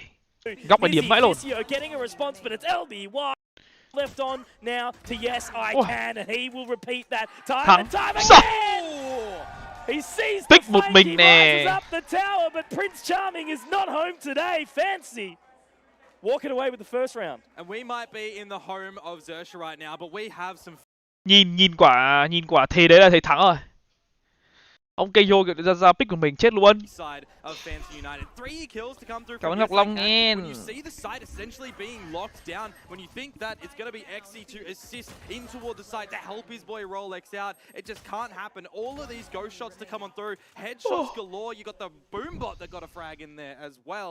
That is a pretty spicy pistol round to start things off, but there's no force up to come through from Xerxia in this second round. An upgraded pistol or two. Đi coi lại đội hình của cái Fancy, nhớ hôm qua xem có postplan trông đi ung thư quá ổn, đi đặt bom xong đúng kiểu thắng luôn. Đặt bom xong đéo có cửa thua luôn. Yeah. Quick round, quick map, as always is Fracture. But it appears that Fancy are looking to give a level of respect. Có chứ, bọn mình có phòng tập riêng mà. Information gathered though, Fisio will get caught up by the fault line there, but at least he's found the opening. Look at though, Alert getting all up in his grill. 1 point of HP, all he needs apparently. Bulldog recovered, but now they set their sights over towards A here. Rolex does spot out Nizzy, but he will be taken down. And now there should be a level of real estate to be taken.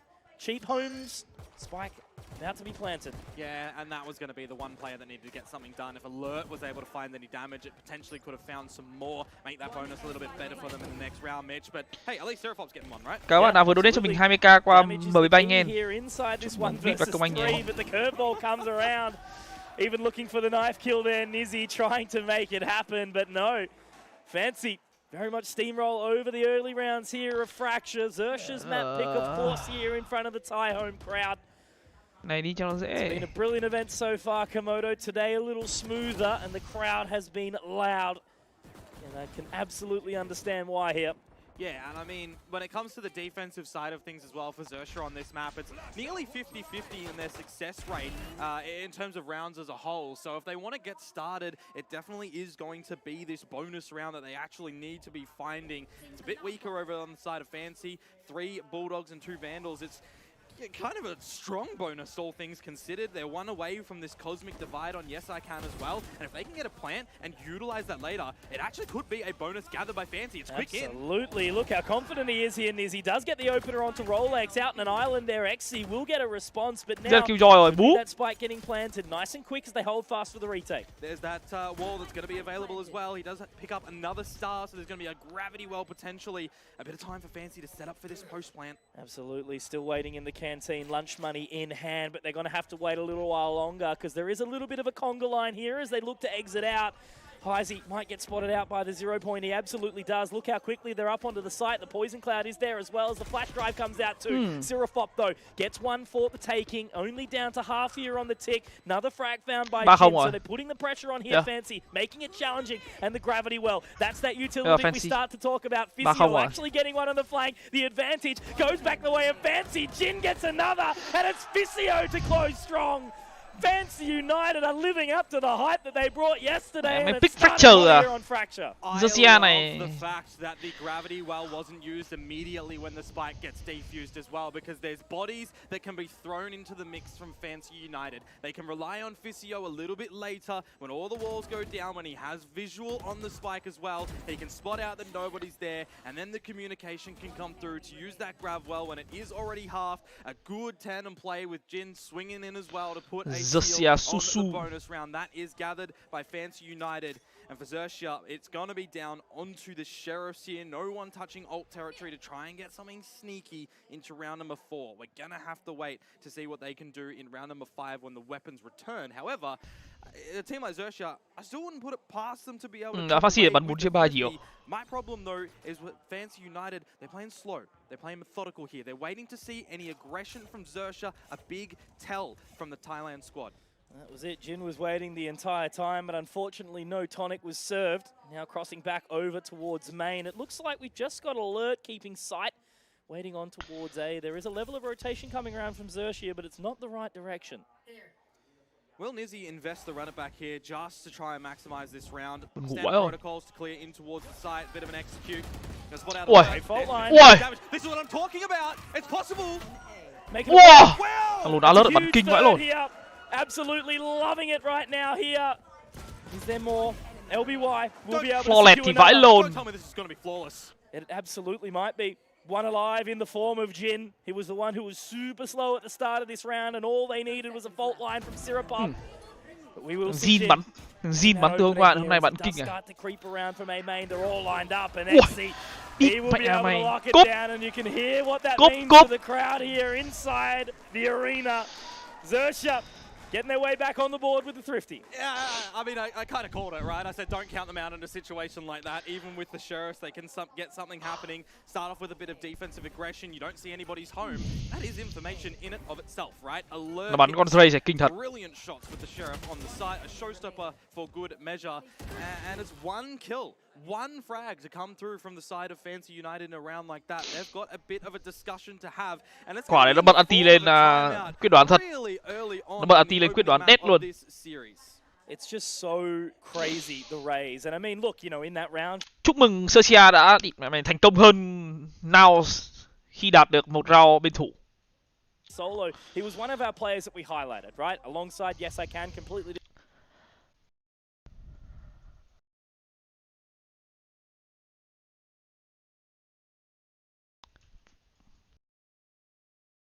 Có khi nào đang thắng 3-1 thua, đang thắng 3-0 thua rồi xong tham gia phát thua con mẹ một mạch không nhỉ? Chắc không được nhỉ.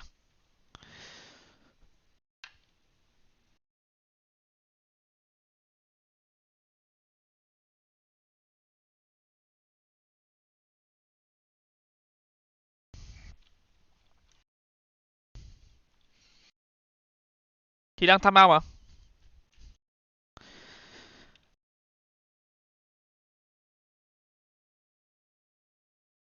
Russia.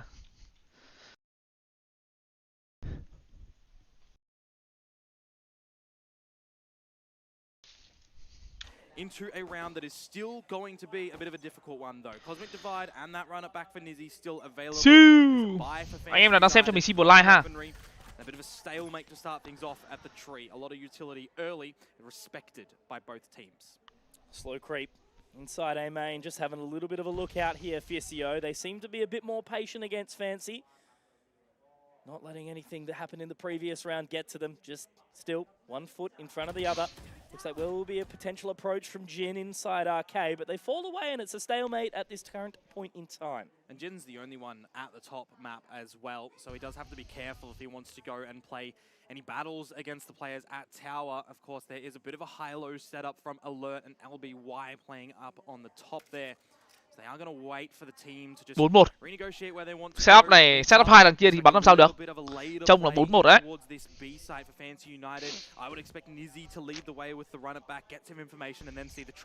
Anh yên tâm ấy. Which is a very important member as we know. Blast back over the top, but Jin will fell. And now LBY, lots of pressure on side B còn 1 lấy đi chồng. Trời ơi. Cây vô này vào bây giờ chịu chưa chết. And that's the lockdown as xong rồi. well. Pressure now kết thúc rồi. starts to set here. Actually running away all the way through. It looks like he will be able to get out here, LBY, playing that retake. Fantastic stuff. Back into the 4-on-4 here, Komodo. Còn một độc, 2 kill choi lửa, 1 hút. Thua thế lồn mà được nhỉ? Chưa tìm ra cách thua. Heisey took a lot of damage through the smoke there, so very Hello, nicely Pikachu. done from the side of Zersha. Slowly, ever so patient. All three coming from the generators there. The fault line comes out, narrowly missing Heisey, but again, he is just a gentle breeze away from death as Exy will be able to fell Chưa tìm ra cách thua. Yes, I can also falling. Still Post-plan ung thư lại bắt đầu rồi. here, Komodo, Ficio, Jin, they played a fantastic post-plan previously. Now, they have to find where this spike is. Exy will get one, but Rolex holding that defuse, and done is done. Round is secured. Xerxia walk away here with a second. Bit of an awkward scenario at the end there for Jin too, trying to get out of nano swarm onto the spike to buy. Anh kia chạy ăn rồi bắn chết 2 luôn mà, bắn chết 1 trên 1 dưới luôn mà. Ảo thật đấy. Teammates a new one, right? 2 frags over toward the side of Arcade, and that pretty much just makes things near impossible for Fancy United. Cho bắn này. Eo. Đéo hiểu. Eo. Đéo hiểu 3 cái mặt. Towards the squad of Fancy United, but that's the first kill found in the round from Alert. Very rapid onto the face of Nizzy, but an immediate trade as well. That's what net Jin that lockdown. 3 sets of ultimates from Fancy.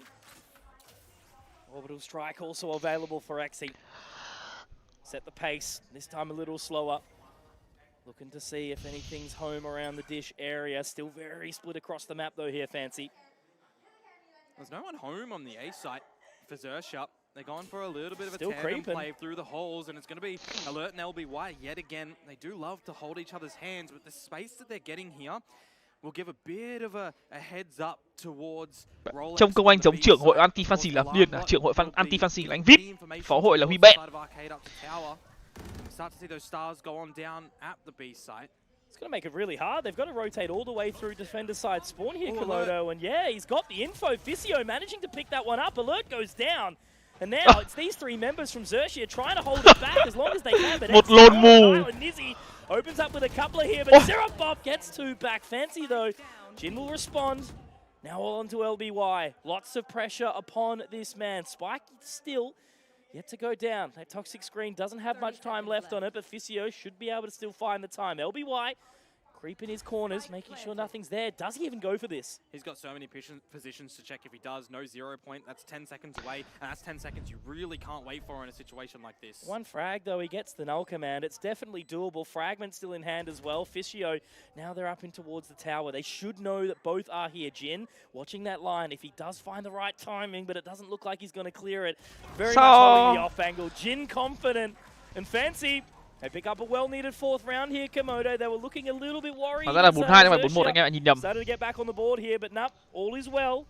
And they do what they need to do. Just great trades, honestly, to come on through. Nizzy with the curveball as well, able to open up the site, finds two frags for himself, and you think maybe it might get a little bit awkward in the positioning for Fancy to get into the site. Team bạn có Breach, team bạn có Phoenix.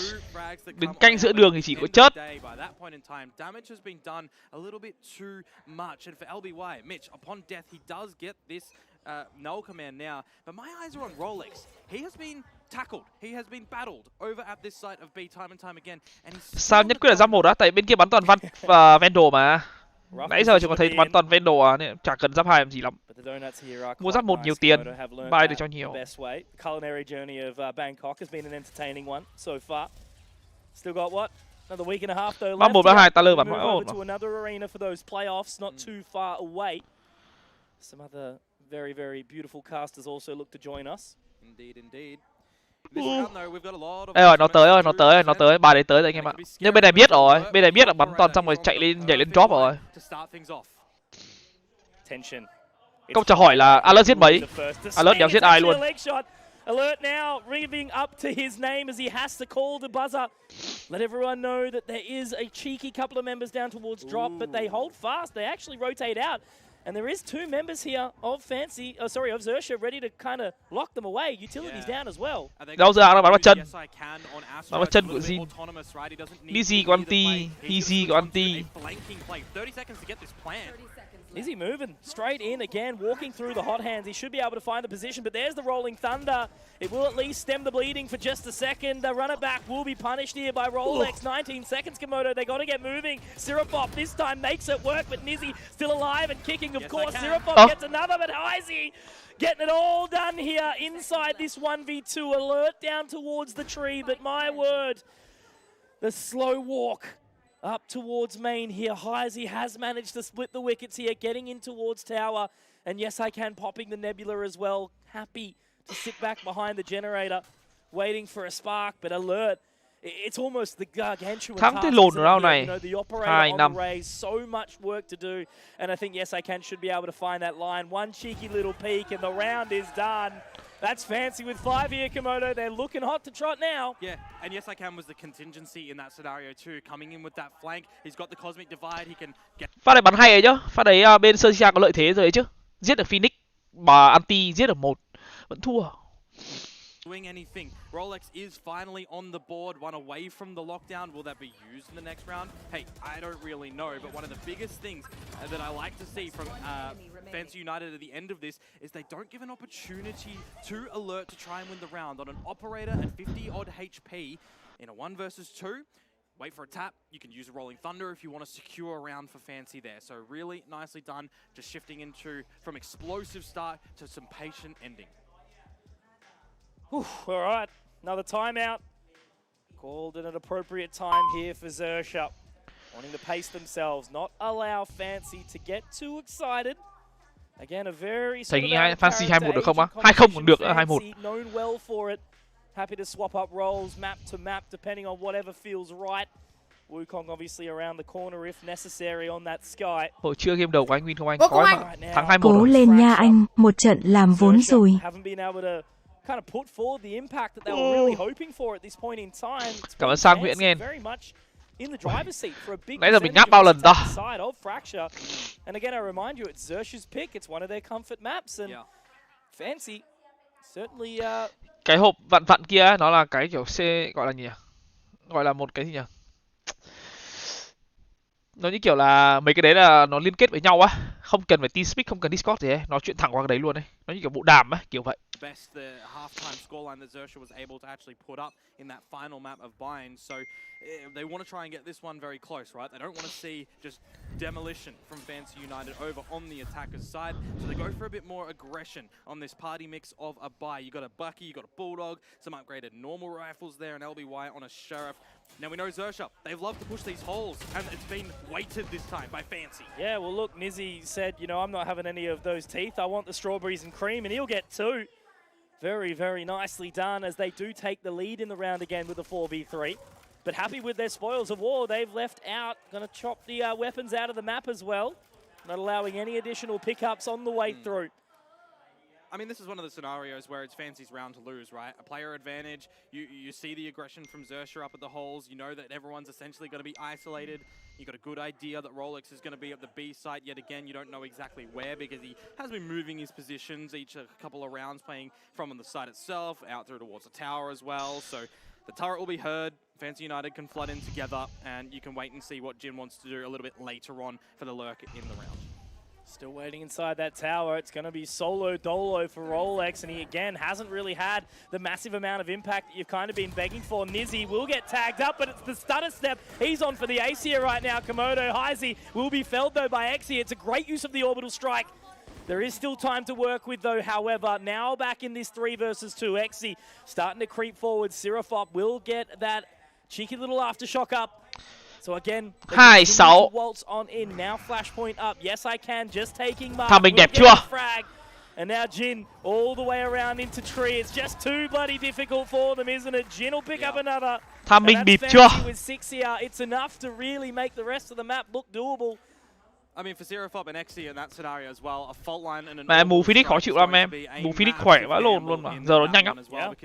Mù Phoenix là 1, Yoru là 2, chịu. And you can see at the tail end of that one as well, when the frag comes through from Yes I Can, that's when he actually gets one of those cosmic stars available to then put on the spike and use as a grab while as a last-ditch measure. It's not really needed as Nizzy got the curveball out, got the flash, got the kill, but you've still got these little protocols that Fun Crew are doing nicely.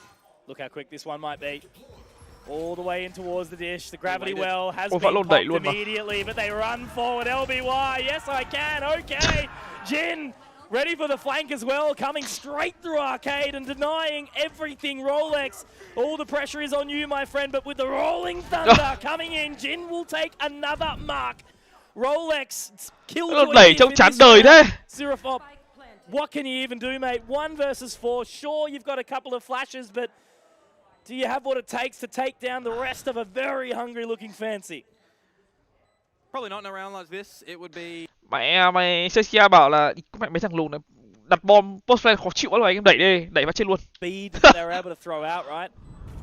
It seems like even though Zersha are trying different things time and time again, Komodo Fancy just have an answer for it. And this is not what I was expecting at all, right? You know, the composition from Zersha, it's strong, Fancy, sure, a little bit less orthodox, but they're making it work, and the additional utility that they're using to take these choke points of the map has just been crazy. It's just a comfortable kit for them, changing up their defense, changing up their slow offense to the fast offense as well. I mean, you isolate this round, it might not be a counterplay, but it's a bloody good read, isn't it? LBY with the 0 point off the rip, but there's 4 members from Fancy United outside of the dish, waiting just outside the range of where that blade lands. It's dodged. There's no idea that these Fancy members are all just going to flood against the dish. Sao để chống kiểu post play này á? Một là không cho chúng nó đặt bom, 2 là phải đi móc. Shinsu Q đạo e-scan 16.666 đồng. Cảm ơn Shinsu Q nghe. Make it 14. Jin opening up with another, you know, short roll for roll doesn't always mean the be-all, end-all, but Zersha just doesn't unfortunately have a duelist, rather a sentinel to kind of get the work done that they need. So they drop over to the other side of the spawn, taking the rope of death, but happy to do it as a little party. Yeah, do it together as a team, right? They have been holding on to this Viper's Pit and this Cosmic Divide for quite a little bit. I would probably expect them to be ripped in a round like this. They do have a 5 versus 4 player advantage scenario. Again, they tend to be won by Fancy United. See what Rolex can potentially do a little bit later on if he uses his lockdown for a post plant, but you've got lesser weaponry, you're starting to dwindle on your utility as well, and this can be an explosive entry from Fancy United here on A. It's just so hard, isn't it? Cosmic Divide goes down, there's a Killjoy utility that is going to try and at least stem the bleeding, but Rolex can't go in, he just has to wait. He does have a lockdown of his own, and this actually may put a level of pressure on Komodo right now. He'll be able to get into drop though very, very quickly. Okay. They settle for a second, but they've got to move quick. 0 point was used there for LBY as well to the dish, so they know how many players have ran there from Fancy. Yeah, absolutely. And inside this Viper's pit, they're going to make it challenging. Fisio gets another one. He is down relatively low, but still in this 5 versus 3, the advantage. It is just so strong. Do they even still want to go for this? XE walking on up, but Fisio won't get spotted. Nizzy gets another, and it's again a 1 versus 5 for Seraphop. The task ahead. Fancy, this is 8 rounds. Seraphop has to run away, tail between his legs. No chance of winning this round out. And Xerxia, again, they just don't have any answers. No chance. The crowd absolutely raw when they picked one up before, but at least it's a consolation prize with a couple of frags on the way out. But what does it mean at this point? It gives him one away from his Rolling Thunder. If they get a I don't know. Maybe I think. Killed, that can definitely be a tool that they can use. But no need to ask. You look at this scenario, right? No need to ask. No need to ask. Cover the back of sight. Yeah, no you need can to ask. See that's where Fisio moves when the pit is active, and there's no extra utility actually used from Xerxia in a position where you know somebody's going to be vulnerable, right? They move into the lockdown, they're detained. They're in that corner, they have to eat. Mày đẩy không được, hold không được, retake cũng không được, khó chưa? Big fracture à? Mày ảo thật đấy. Sao đéo phải là Big Ascent nhỉ? Mấy anh Xerxia này định tính bài vở gì nhỉ? You know, destroying them right now for lack of other words. It just makes it more difficult. All right. The fear tactic, the scaremongering again that does come with popping down that lockdown. Should send everyone packing, giving some free space in towards this side. Alert waiting. Spike will get planted, so realistically, this 5-on-5 retake can go anywhere. Yeah. Alert going to be bringing in the rocket already. He's moving. Really wants to fight this one as quickly as possible. Đéo hiểu cách gì để thắng được cái round này luôn. Thật sự. Another weapon at the top of the tower, but it's just the Vandal. Additionally, still 3 sheriffs to go on with it now. Everyone remaining back towards tree. Obviously, that spike is planted for them, but they're trying to move through the nebula. It works out. It's a great underarm, but Heisey does get 1 and 2. LBY tries to respond, but Jin will deny again.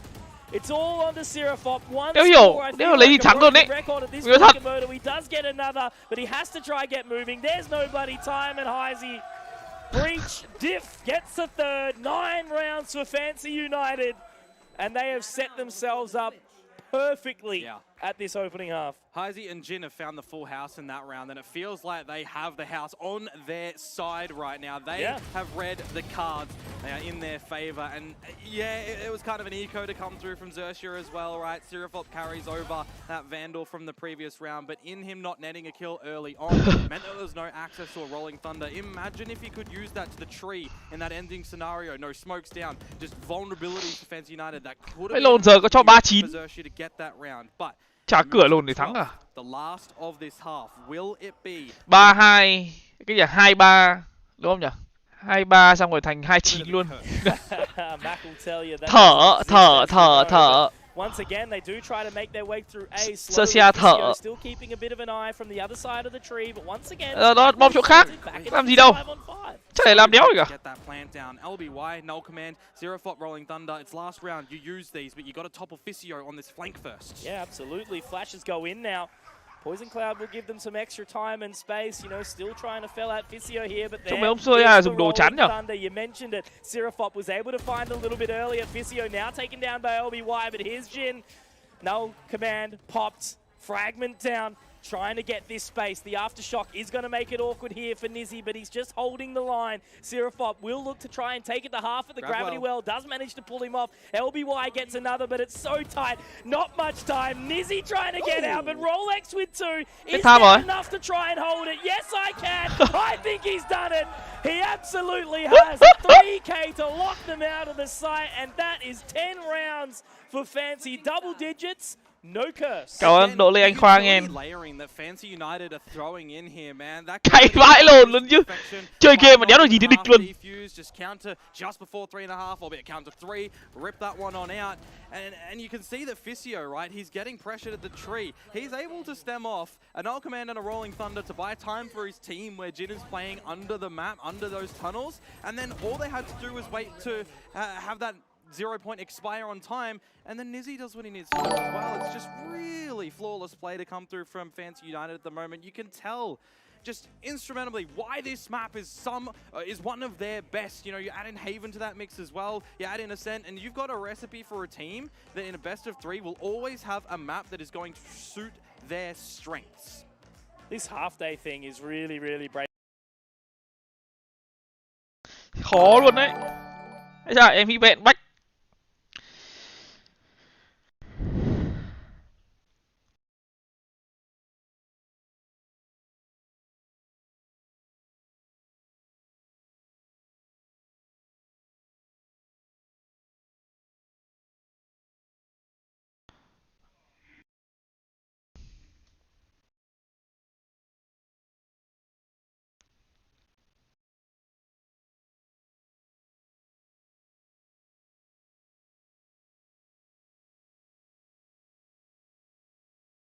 Bao Bao đã uy scan 20.000 đồng. Cảm ơn Bảo Bảo nghe. The same can be said, and their defensive side is also a little bit better compared to Xerxes. So 3 rounds is all that Fancy are going to be needed. If they are Cảm ơn Bảo Bảo nghe. Mặc dù nghe rồi nhưng vẫn phải đọc lại. Cảm ơn Nguyễn Đức Hùng với 50k con MoMo nghe. Cảm ơn thầy đã cứu 5 đô của em hôm nay. Counter strategy in the beginnings of this tree location for Xerxes. Now going to have to contend with 3 players for Fancy United though over at A. Just a crumb, you say? Okay. Straight on in, on towards the side. Heisey tries to hold fast, but alert. He'll be able to stop that attempt. So it looks like 20 comeback. Làm lồn có cái cửa lồn nào ta? Tầm này chỉ có cửa mình như comeback đéo giờ này. Another one for alert, looking really good, but Nizzy, yes I can, at least able to even the playing field here. Back to a 3-on-3. Making it now very, very challenging. Nizzy does have the curveball, will be able to get out, but it is going to be LBY going down on the other side of the box. But XE in the tower, lại là mày phá tao à? Taking them out, no hair to climb. Yes, I can. Last, 1 versus 2 here. Does have a star that he can throw down, trying to make good use of it. But it is still going to be awkward. Molotov can be thrown down. Lỗi sao nhỉ? Don't know if there's going to be enough time here for Yes I Can inside the net. Lửa lỗi, chính xác luôn. Damage, maybe, just maybe there is a world where he can do it. He does destroy it. Lửa lỗi. It's just not enough time. I mean, it's a valiant effort, that's for sure. It means that Xerxes not got really a bunch of money to go into the next pool. Not as much as they'd wanted, but still, that's a round, Komodo. Baby steps. Nhìn là bắn lửa thấy lỗi rồi. Phải cao lên nó mới tới được cái thùng đấy. Lửa đấy hơi nhẹ. The kind of thought process from Yes I Can at the end here as well. You hear the incendiary get ricocheted off the wall, and you're always going to think that it's going to land on the spike, right? In a 1 versus 2, you can't call a smoke your protector, your savior to get the round. You have to potentially. Bao Bao đã uy scan 30.000 đồng. Cảm ơn Bảo Bảo nghe. Thế sao Bảo Bảo không thích nghe cảm ơn hả Bảo Bảo? This classic round is just going to be one of those do what you can, see what you want. You're probably not going to get it, but hey, see what damage you can find. Look, it's a free weapon. Bao Bao đã uy scan 40.000 đồng. Cảm ơn Bảo Bảo nghe. Hơi cay Bảo Bảo ấy nhá. Cảm ơn Bảo Bảo. They still haven't heard a bullet shot, so they're unsure of the exact result, but hôm qua Fancy mình thua bạn ạ. Thua 1-2. Hơi đen. We'll see what these classics can just shoot on out. They're going to dump their standard utilities. Good damage. Nizzy, least they get one as a response, but the slow creep now. They're already locked inside A main. There is enough of a distance. Is Nizzy mù vãi lồn. Oh god. Hang on just a bloody second. He's got a gun now. I mean, there is a molly, but look. Nizzy, he's still alive, Komodo. He's already Bao Bao đã uy scan 40.000 đồng. Cảm ơn Bảo Bảo nha. Cảm ơn Bảo Bảo nhá. Okay. You can't count Nizzy out if he's alive. He's Exactly. got a classic That's and he's the got 3 thing. kills. Who was saying it? Someone made the mention. I think it was I actually think it was Josh, one of the guys doing our videography here at the event. Đi ba cái xích bắn cong luôn mà. Just seem to know how to do it. Chơi nhỉ? We just seen it there, you know. I'll add, right? I'm seeing a highlighted ability. That's called a runner back. That's an ultimate for a Phoenix. That's pretty big. 6 charges. Yep. He got 3 kills and a death. And then the death in the pistol round and the kill. That's an ult available in That's a like bonus. A triple D. Mặt luôn mà. Build different. Oh, man. We'll see if he uses it, though, Mitch. It is this bonus round. The weapons are here for Fancy United, and they're going aggressive. Yeah, absolutely. And Rolex is Cái đấy là của giải bạn đấy, không phải của mình. Obviously, losing the additional weaponry into this bonus certainly makes it tough now as that toxic screen does go down. Nizzy responds nice and easily again. LBY looking to get that plant down, but Nizzy pops the run it back, makes it work. Aftershock comes through, but it's Nizzy. Gorgeous. Oh, he's that damn good, Komodo. Now all left onto alert here. Will get 1, but not a second. 4 alive. Fancy finding 11. And Xerxia, maybe, just maybe, that might be the nail in the coffin that does close out this map. Because they've got nothing really to... It's the bonus. Yeah, but like... Hôm qua Fracture Nizzy bắn nhảy mà. Hôm qua trận Fracture Nizzy bắn cũng y hệt nhảy luôn. That's what I'm saying. They gotta have the full buy.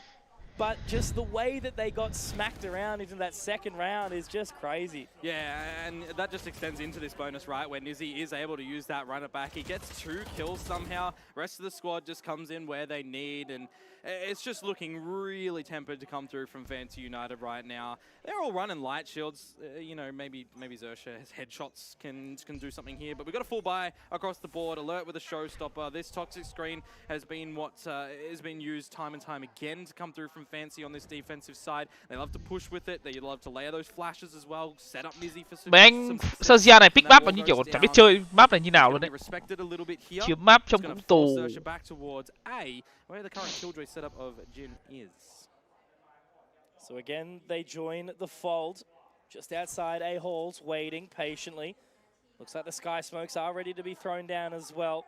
Flashpoint there in hand, ready to be tossed on in.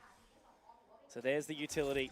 There's the money. Poison Cloud will keep them at bay, and another snake bite as well. So they're certainly making it tough here, though, but they start to make their way out in towards the sands here, Komodo. Info gathered onto Jin, but that was actually destroyed. Their alert pops the ultimate, does manage to get 1, but Physio, Jin, they get 2 for it. Heisey also joins the party at the right time. Nizzy's there as well. Where the hell does he come from? He just got stomped him. That's the wrong game. How did he do that? Oh, he's just jumped out from the rafters and found an opponent. It's only Physio that dies. That's a full gun round to come through from Xerxia. That's 2 players on the site. Abilities removed. A showstopper in the face to Physio. Still got a kill, by the way. Yeah. But that's 12. That is 8 Mấy Xerxia này chôn nhỉ? Fancy United on their opponent's map. Chôn nhỉ? Oh boy. Can't say this is what I was expecting. You know, Fancy, again, they are an impressive team. Very flashy, very exciting. And just how clean that retake was. It's almost surreal, isn't it? You know, we were speaking about some of the teams over the course of the day. It's ba thằng này nó kéo vãi luôn, kéo mà.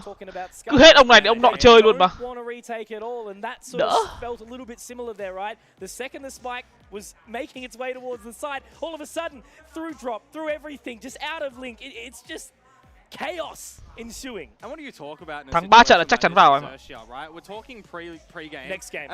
Next map. We're talking pre-game with Mac about, you know, we've seen the domination that Fracture already presented to us for Fancy United. If Xerxia, who have a couple of good reps on this as well, are going to be picking a strong map of their opponents against them, there's got to be a sense of counter strategy, right? There's got to be a read, there's got to be tells, there's got to be tendencies that they've figured out from Fancy United on how they should then be altering their Map sau là map pick của Fancy mà, split mà.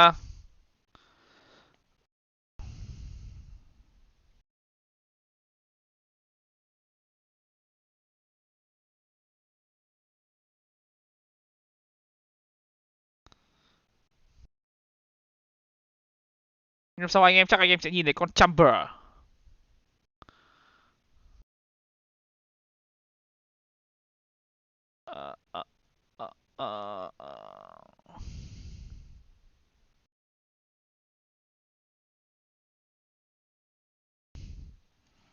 Like this, trying to go very quick as well. They're going to close it. They're going to close it fast here. Yes, End lại anh em ơi. But okay.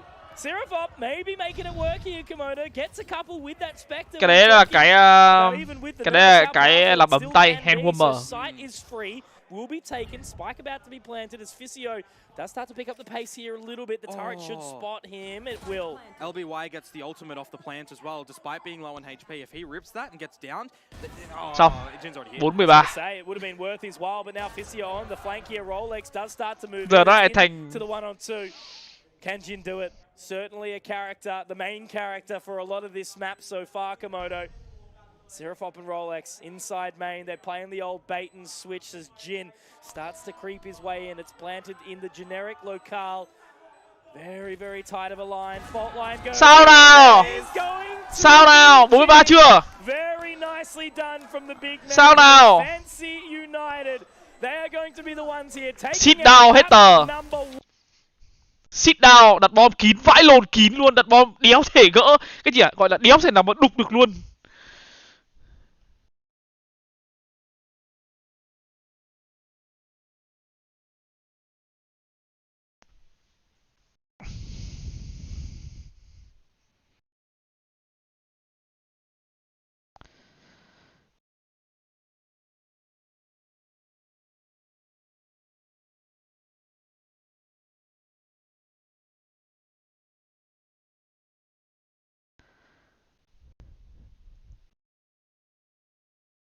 Năm phút nghỉ.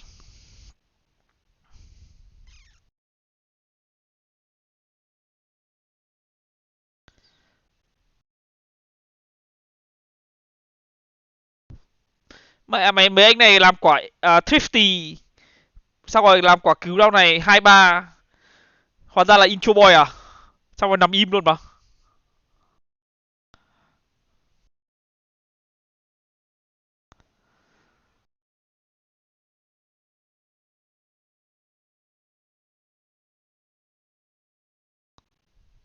Hai bắn này ác luôn này.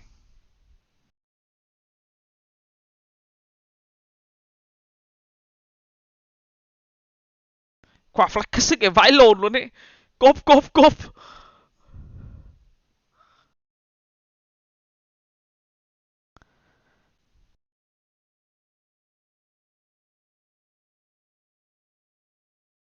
ZOWIE. Sao chúng gọi pick fracture nhỉ? Sao chúng gọi pick fracture nhỉ? Đi con mẹ mày.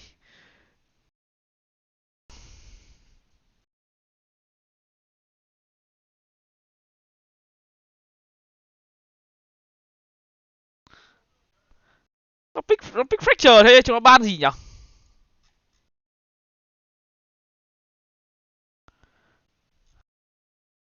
Cersei ban per. Lộn chứ?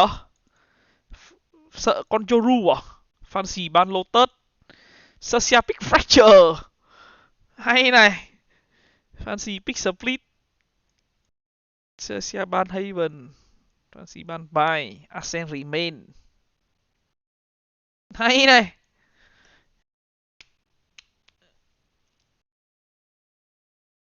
Hello CS.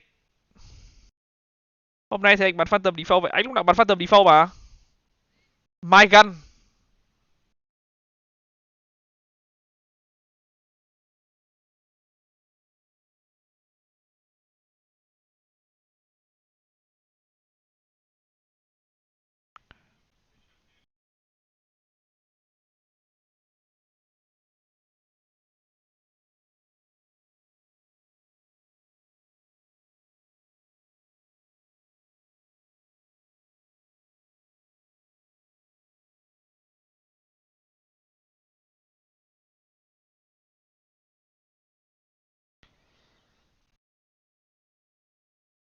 Có mấy ông chat luôn mang crazy đến đây mà lỡ mà.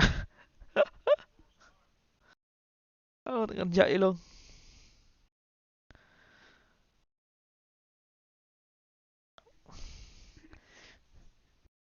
Bảo cái hay nhờ. Team One thua Cersei. Now thắng Fancy. Team One thắng Boom. Thằng Fancy thắng Cersei. Đi mẹ ảo ấy nhờ. Xong Boom thằng Fancy nữa thôi. Bảng đấu hỗn loạn con mẹ mày luôn.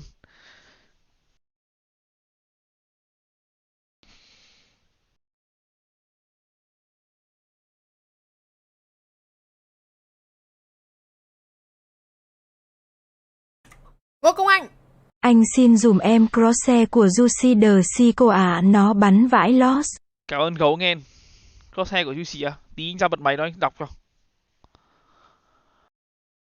Ây, ây.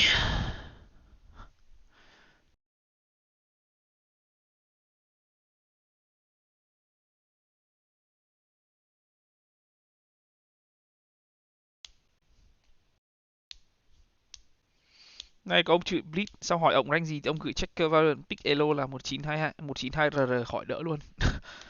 Rất lợn.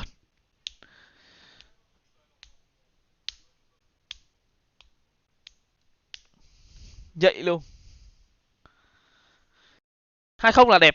Fancy làm quả 20 là đẹp. Mình đi ăn cho nó sớm.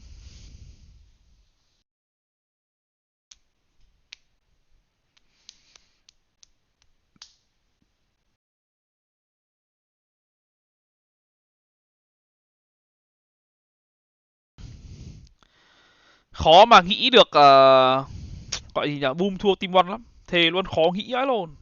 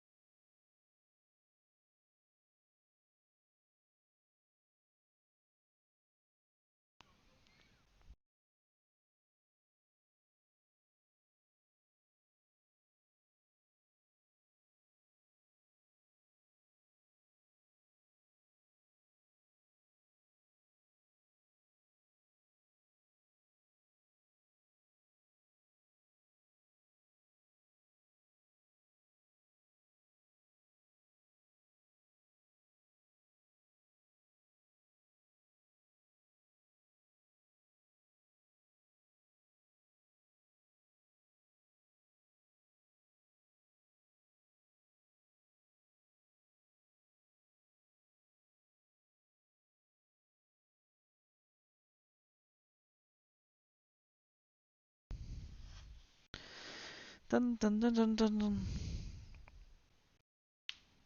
Cam mình mang theo. Mình chuẩn bị đầy đủ lắm. One of their strongest maps, and you're not coming out strong. You're not really finding any of your footing because that scoreline is not just a, oh yeah, that was a bad map from us. We'll pick it up in the next one. That was a slaughter. Yeah, that was a slaughter indeed. And what I want to touch on quickly before all the stats come up is a Senti diff. It was just a Em để tên in-game Blitz chỉ để cổ vũ thầy thôi đó. Cảm ơn 24 Ngô Phát nghe. Thế honor luôn. Mày trên chữ Active Window. Đúng rồi. Cày vãi luôn. Đi còn mà nhá. Đi bắn giải này còn dùng Windows 11 cơ, ghét vãi luôn. Anh ghét cái Windows 11 này vãi lồn luôn đấy.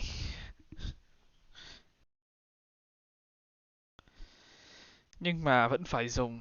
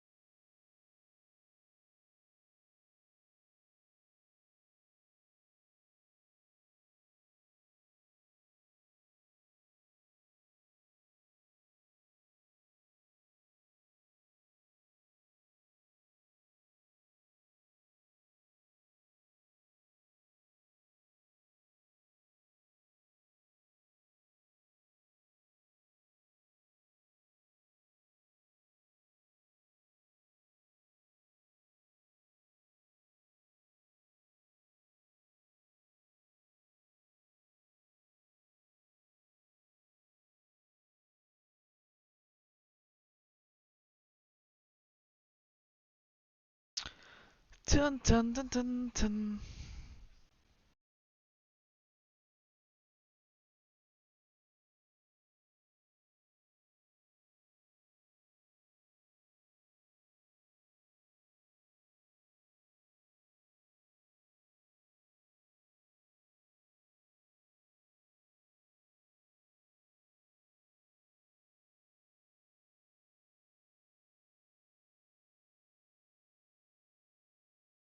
Cái gì đây? Em vừa mới đọc mẹ thoát tam tí anh em chat gì căng thẳng thế này.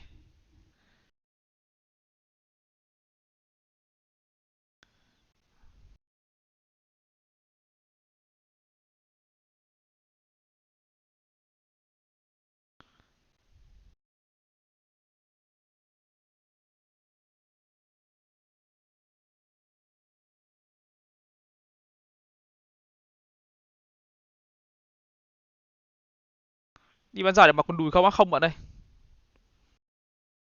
Anh em ạ, anh em cãi nhau mình bây giờ mình thấy ai cãi nhau mình ban con mẹ hết luôn đấy nhá.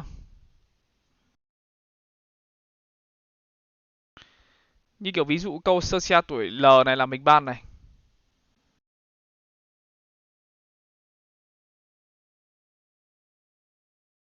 Mình chuyển qua bắn màn to hơn thì cần đổi sen không anh? Anh thông thường anh không đổi, anh nếu anh bắn màn to hơn anh thường là anh đổi con mẹ, anh kiểu anh chỉnh cho nó bé lại, chỉnh màn hình bé lại.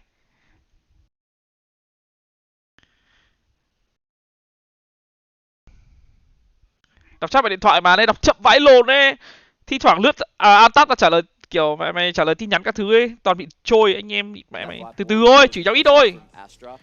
Sky, as the flasher, as that initiator, I feel like just has so much more value on top of a breach, but then breach synergizes really well on a map like Split. So I'm quite torn as to which comp I actually like more.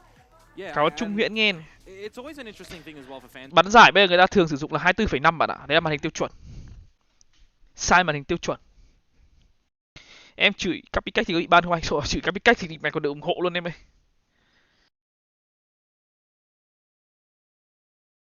Cái túi mấy đứa ấy cầm á, nó là cái gì nhở? Hand warmer, kiểu làm ấm tay á.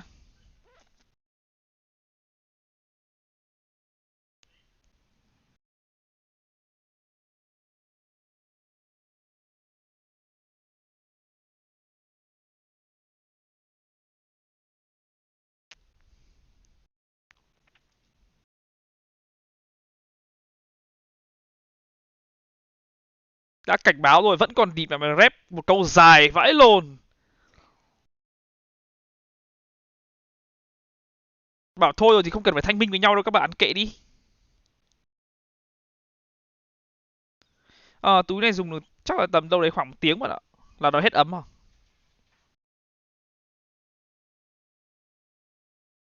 Công Anh đang dùng điện thoại gì á? iPhone 14 Pro Max. Được tặng.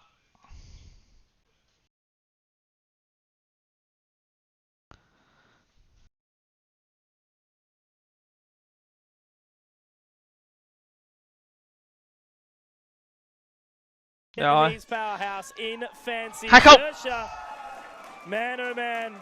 So much weight on their shoulders right now as you can hear the crowd cheering once more. iPhone 6 mod 3 mắt á, ở nhà rồi. Something a little bit more convincing. 4, not enough at all to show us that they're one of these teams as a potential contender in playoffs.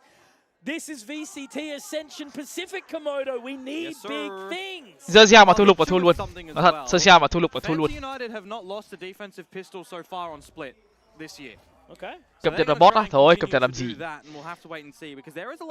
Mấy cái đấy có gì đâu mà cập nhật. From Fancy United, looking to play a little bit of a retake potential, stalling, use Vicio with that snake's bite and pop the poison cloud if they can. Guiding light out. Still very slow. Wall now utilized, slight gap. Trailblazer getting Ô kìa. Seraphop's not Vẫn going luôn to set chạy chiến thế. over the top anyway. Another Trailblazer to gather some info. So that's going to be Fisio getting that opener. So they're going to try and deny it. It's an absolutely a fake Komodo. They're heading straight out to A. And Jin has been spotted out, but the Frenzy, not exactly the best weapon at distance to try and do it as Alert tries to get into position. He's going to be taken down. Jin, absolutely. Now it's back into that 4-on-4. Yeah, and paint shells for Alert. He can try and draw all the attention here. Nét lỗi. Đi. Look at the flank though coming in from LBY. He is going to be dropping into the vents very, very shortly. He's been buying his time though. I think he did actually get spotted out by some Cypher utility there, so he's going to head back around through the sewers inside A main. Alert right on that line. Alert giết một thì mới thắng được. Thôi thắng thua. 1-0 cho Fancy. Undefeated, defensive-sided pistol Komodo. That's what they want. That's what's on order for them. But Rolex will look to try and deny. He stuck at the back of the side, but he hit this very nice shot. 1-0 cho Fancy thật. It's not going to matter though, however, because Heisey and Yes I Can, they'll pick up the pistol. It's going to be tight though. What Just is it? enough. Rolex không chết là thắng rồi. Lỗi đi cây Viper à? Anh không biết lỗi đấy luôn á. Literally less than a second to get those kills before the round was null and void out of their hands. Unacceptable. Pistol not going the way of Xerxia after the last map as well. You know, if they can get that attacker side of Pistol, they would have been in a good mindset to start off split, start fresh, look towards what they can actually achieve here, get over that 6, get further, make this their map instead of Fancy United who have picked it. So a slow B creep. Lỗi máu đi cây về mới phải cả rao thầy, phải luôn. Thế thua. Just a bit of orb farming at this point in time. Star there, Tripwire the same, Poison Cloud as well. Are they going to just try and fight the good fight? I think they very well might, but the spy cam will get the catch. So they're just chilling. Bit of a peek in mid as well for the Fancy United guys. But Rolex able to start onto Heisey. Here's that. Phát giờ rồi thằng Seth chết một cách phí vãi lộn, vớ vẩn vãi lộn. That's exactly right. Yeah, what was it, 9 of them in the previous map? That's a pretty upsetting stat, to be fair. 13-4. That's correct. To lose those 4v5s on the regular. Hello. Nhiều bug nhờ. Game này mỗi lần update là có một bug mới. Tài thật. They are going to get at least a bit of a wriggle on here. The wall has been popped. They're still waiting for that poison cloud for a little bit longer. Fisio does get towards that reposition. Snakebite does make it a little bit more awkward, but now he's going to get back around the side. This is actually not the greatest spot for Fisio, I don't think, Komodo. He might be able to drop alert, and he will. But that's LBY getting the response, and now it gets a little bit more awkward because Seraphop's able to take down Nizzy. Sure, he gets 2, but it is back into this 2-on-2 situation. Yes, I Can at least able to find the frag. Now Rolex, again, player who hasn't been having the best of times. We wanted it to be bigger. We wanted him to be the hero, but it is going to be Fancy securing it again. 2 alive, not going to be the hottest looking bonus, and at least there was the spike planted for Xerxia as well. So, despite losing the opening 2 rounds, mất 3 súng rồi. Minor consolation. Đâu là 4 súng. Yeah, and you can see in that scenario as well, a lot of it was actually reliant upon Fisio just trying to hold down the fort with this Bulldog, right? You then have his teammate in Nizzy trying to do what he can, and he's lucky enough to get Nizzy vào tay lắm rồi đấy. Cầm Bulldog xế chết 2 là vào tay lắm rồi đấy. Members on the Fancy United side were still over at A when Xerxia walked in towards the B side. They hadn't pushed over A main to find any further information, to solidify the fact that it was nãy chúng nó bay 5 súng hay sao mà? end from Xerxia there. So nicely done to still get the round at the end of the day for the Fancy United there. And the bonus does look a little bit worse for wear, right? Because of the damage that was actually delivered by Xerxia in that one. Getting the Vandals out, a couple of light shields, getting pretty close to a couple of these impactful ultimates as well. Tại vì cái khẩu Bulldog này bắn không ADS ấy dễ chớ cực. For LBY, Seekers will pave the way to get some good info, to get some good insight on. Anh Công Anh ơi cho em hỏi, em thấy các player hay dùng Bulldog bật scope, có phải nếu tắp chúng thì chết luôn không ạ? Nói chung là khẩu Bulldog này cái recoil của nó giống như kiểu khẩu Galil của CS:GO ấy, nhưng mà thật ra cái khẩu Bulldog này cái recoil của nó khó hơn luôn đó. Nên là thường người ta hay bật ADS ở xa hơn, ở gần thì đúng là không nên bật ADS. Eco thì một bớt là người đã chết luôn, trừ 105 thì phải. Yeah, Nizzy. He's left by himself at the moment with the 1-1-3 deployment from Fancy United, more lent towards the A side of the map. And that means there's a lot of mid presence that Xerxia can just look to extend upon as well. 115 à? Yeah, this control is 115 hay gì đấy. for early days. Anh em thông cảm á, tại mình bắn toàn bắn vào đầu à, mình có bắn vào người bao giờ đâu à. Dở quá. My bad. Everyone's happy enough to just play on the back of information from the other side, and at some point in this round, Zersha are going to have to be the ones to give up a bit of the information. They continue to go up the mail. They will be spotted out by Nizzy's camera, and that should start to bring rotation. Chỉ chờ có thế à?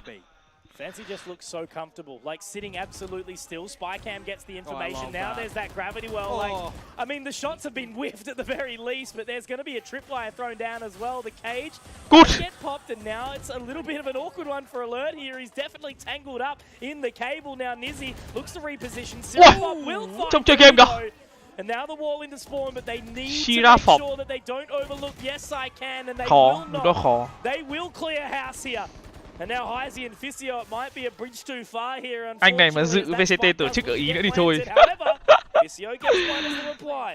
Look for more damage. If they can get the guns, if they can find some damage here, makes the next round all that more smoother for Fancy when they've got their buy, Mitch. Absolutely.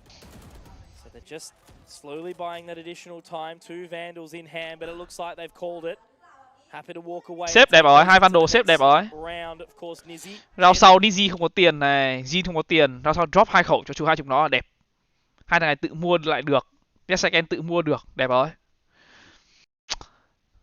Một round đấu anti gọi là mày gọi gì nhỉ? Bonus chưa thành công lắm nhưng mà cũng được, chấp nhận được.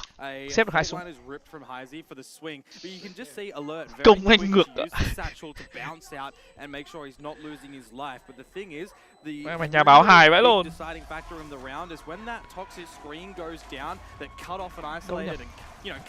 The mid of tower apart, that's where Seraphop gets 2 kills. If that didn't happen, that would have really been difficult for Zersha to close out that round. So a bit of a Công Anh mà sang Ý, tôi sang tận nơi xin chữ ký.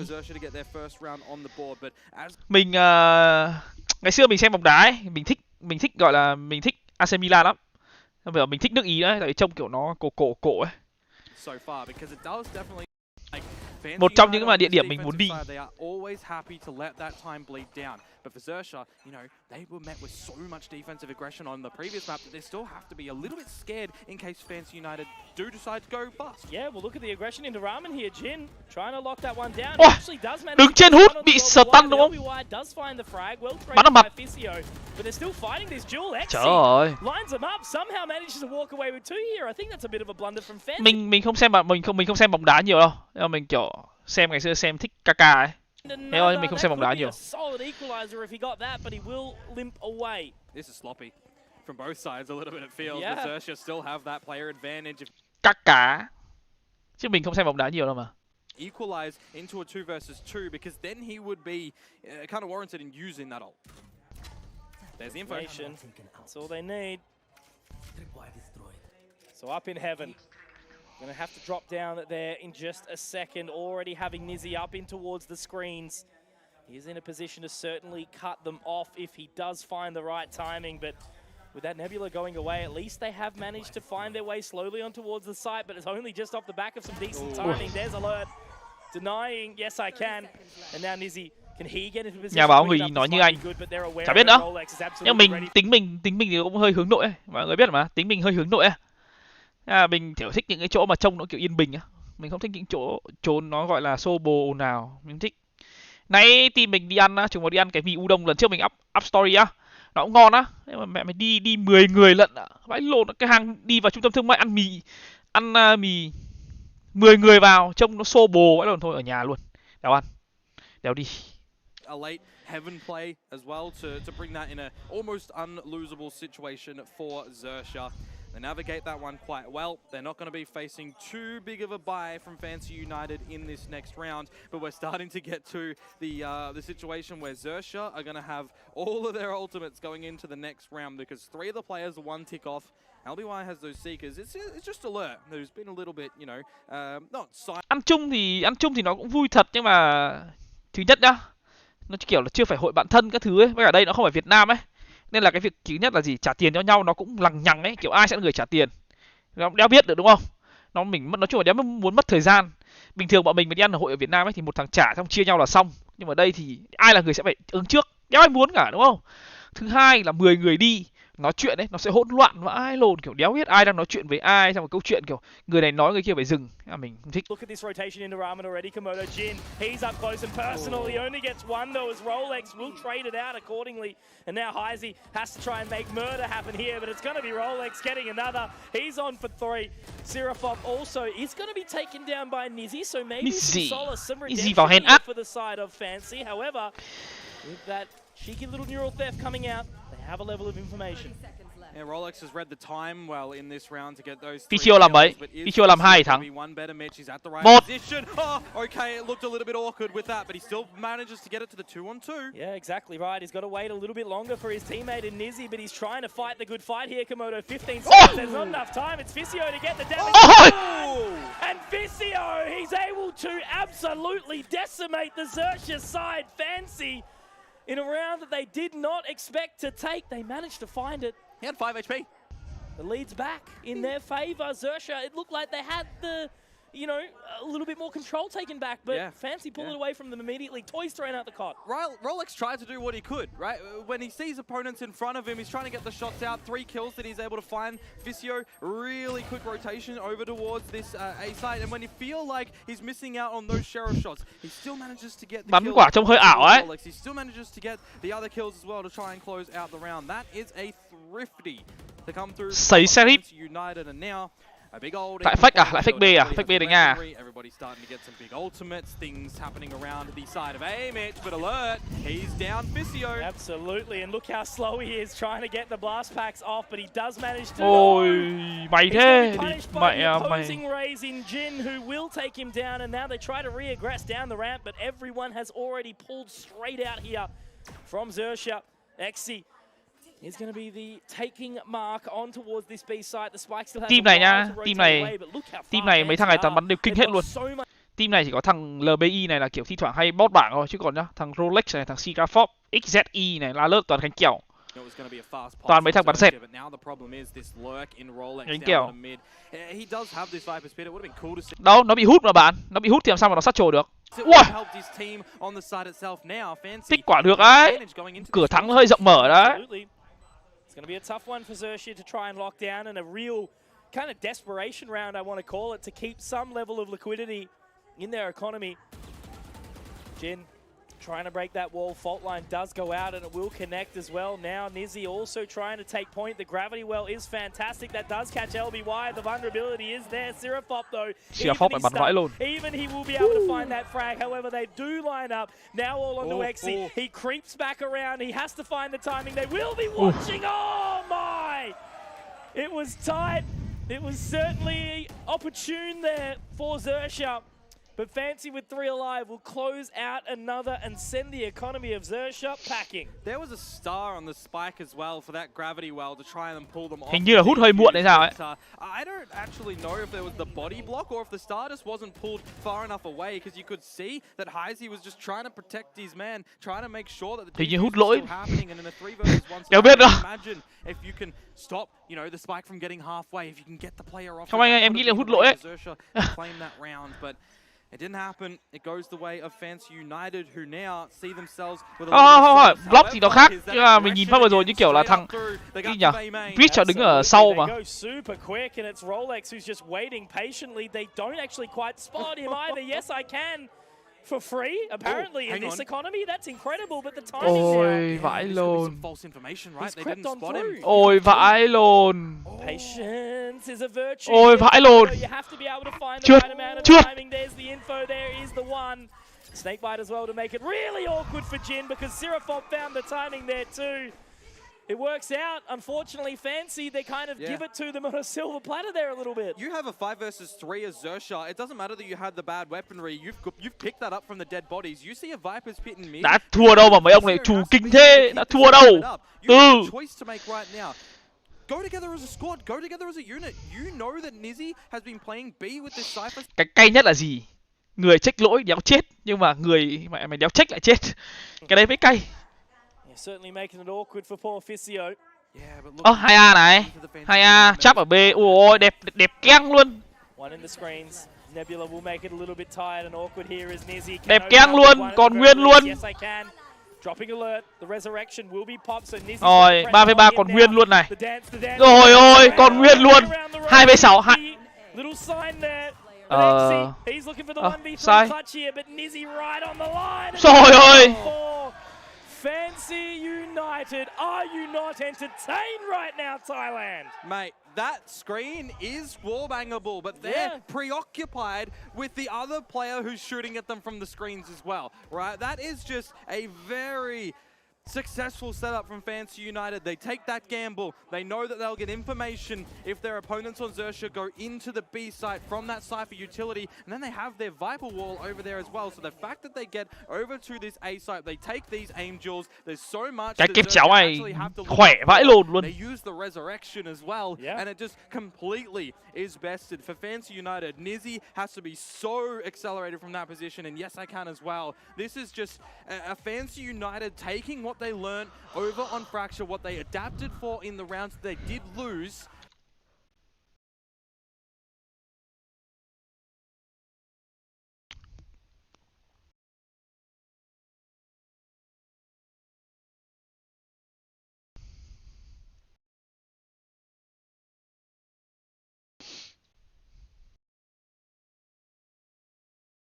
Siêu.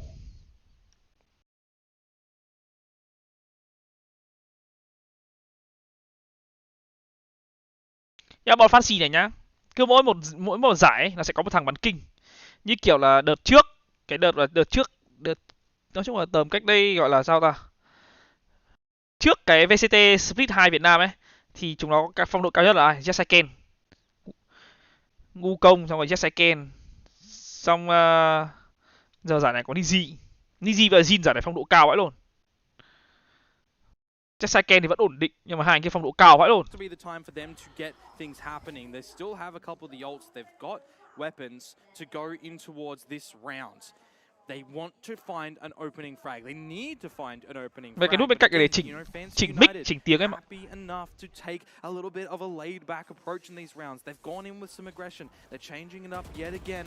Trailblazer's going to be denied. It's going to be answered with a bit of utility potentially from Fancy United of their own. But again, Mitch, a minute 10 still on the clock. Xerxia, no progression in forward to this A site utility. The guys over at the B side of the map as well, just now exiting the market. They have to get the spike. It's almost a minute now on the clock, and they're back to square one. Yeah.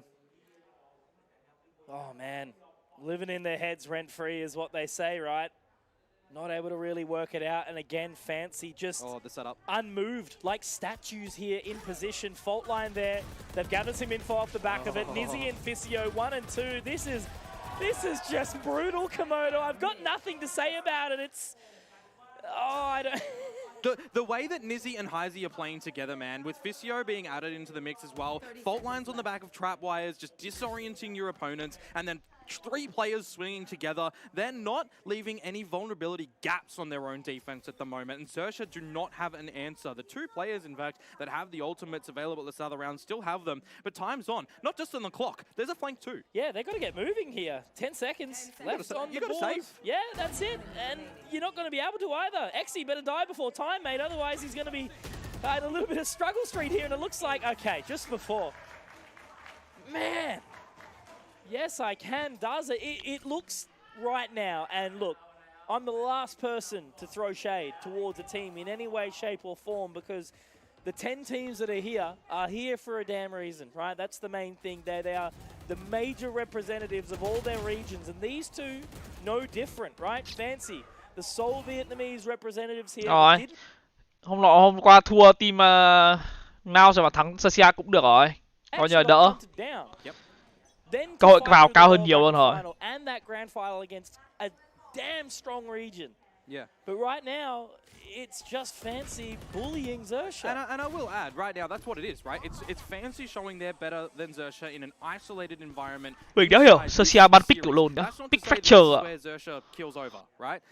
they got a victory yesterday, Fancy didn't. So we know that both teams are a little bit vulnerable. Yeah. It's being shown right now. So there's definitely a time for Xerxia to realize the fact that on this offensive side, it's not working for them, get a couple extra rounds, and when you move over to the stronger side on this map, get the party started. Yeah, that's exactly right. It is just anyone's competition, isn't it here? you know, Bleed looking mortal obviously a little bit earlier today. Boom, the exact same fate. Rồi một team pick vào, một team pick sai. It is a wild event that we have seen because, you know, Xerxia really had the task taken to them by one team as well. Thua Pulse chứ không thua Trình. Ôi đừng có nói mấy cái Pulse ra làm cái gì, vì Pulse ai chẳng phải chờ ở bạn. Có phải là mình Fancy phải chờ đâu. Thua thì mình cứ nói là thua, mình cố gắng trận sau thôi, có gì đâu mà cứ phải suốt ngày tìm lý do làm chi cho mệt. Inside the Nebula, he's looking to find the third, I was going to say, but yes I can, is there in the waves. Okay, never mind, I was just about to sort of settle it for a second there, but Seraphop's going to meet the demise.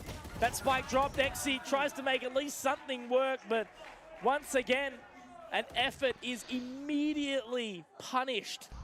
As now again Fancy walk away with 7 rounds here. Nizzy 12 and 7. Yeah. One of the most diverse agent pools in and amongst the game, you know, in the active realms of Valorant. It is the time, though, for the side of Xerxia to do something on the attacking side. They've got the weaponry, they've got a couple of ultimates, they can go in with a set strategy. We've seen the deployment from Fancy United with that 1-1-3 time and time again. And as I say that, funnily enough, they actually change it and they put Nizzy over at the A side. I actually really like how, you know, strategic Fancy United are being. Mày tính mà mình đâu có tính Windows đâu.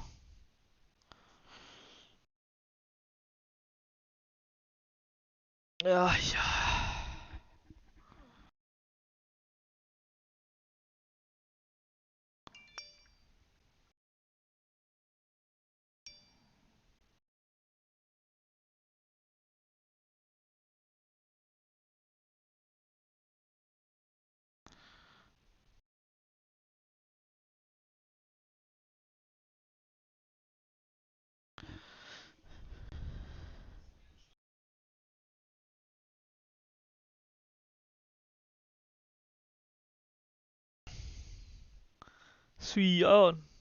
Và anh Xerxia bắt đầu lú rồi.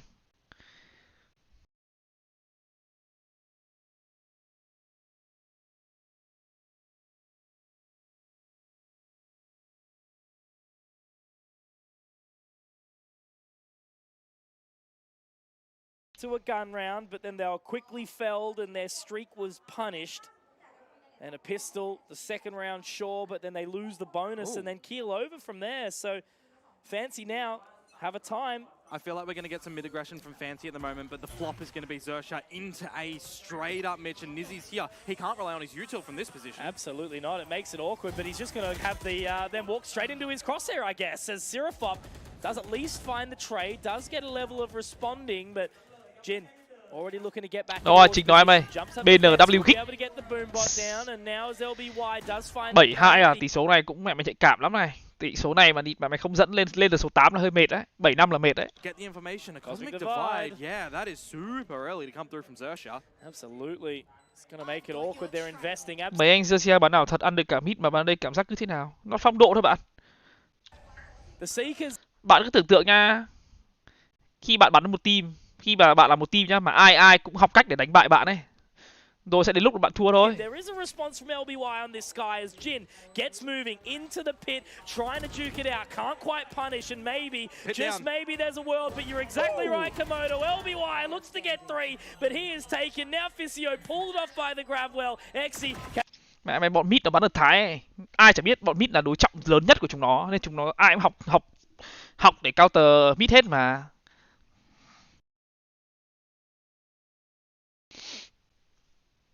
Game này nó ăn nhau, thứ nhất là phong độ các thứ.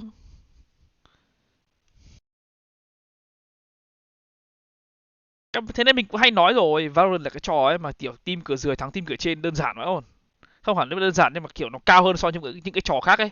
Như kiểu bóng đá cửa dưới mẹ mày nó dựng xe buýt thì đôi khi vẫn thua ấy. For Fancy United, they are not done just yet. More weaponry, a different strategy, a bird to the face, but that won't phase them. Mẹ mày tự dưng ném quả net của Ray chết 2, thắng 1 round, team bạn Eco round sau gì spam quả smoke chết 2 tiếp, thắng tiếp.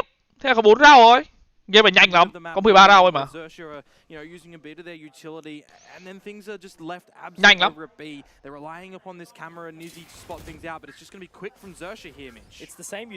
Vẫn chưa phá được cái cháp. Manchester này vẫn chưa học được là này. Lúc nào chúng nó có cái cháp chúng nó để cửa B để biết có hay không nhỉ?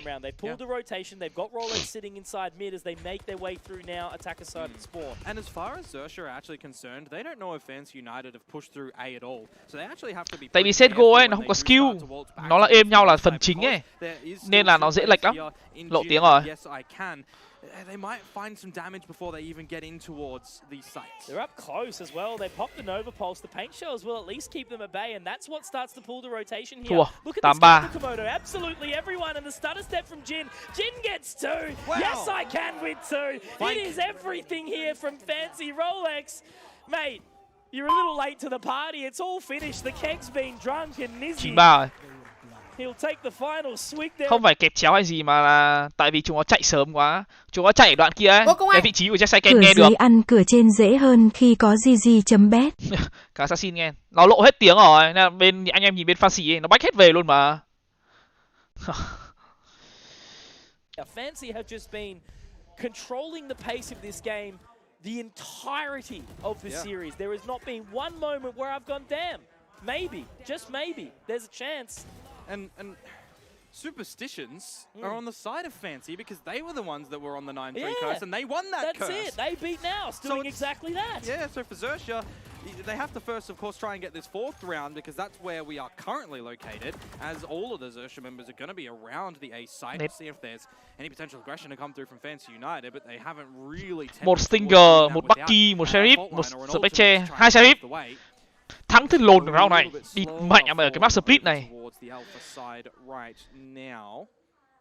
Who is going to be the first one to fall?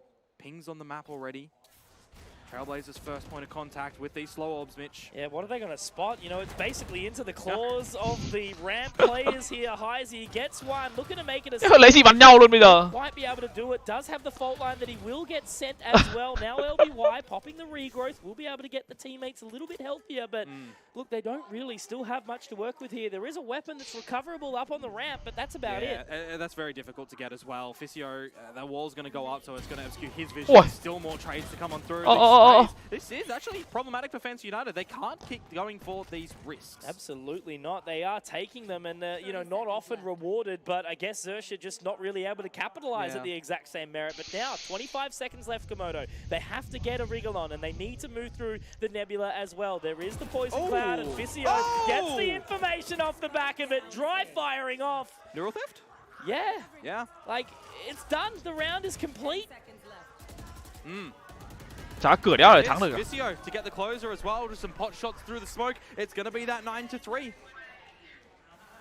Well, it is defense side of map. Let's throw it that way for Zersha. But how defensive sided, Komodo? You know, we remember the initial release of this, right? We've had so many of these maps come and go out of the pool, Split being one of the ones that has been sort of re-added to the fold. And in the early days, it was sort of incredibly challenging to play on that attacker's side. A 2-10 half wasn't exactly unheard of here, but as the meta develops, as the region of Asia and Pacific does develop as well, we have noticed a bit more of a tendency to lean a bit more confidently on that attacker's side. And to find 9 on the defense when so many rounds were just... How did they win that? How did they come back? Some of them were pretty ridiculous, I'm not going to lie. Like, it's like they made like a hand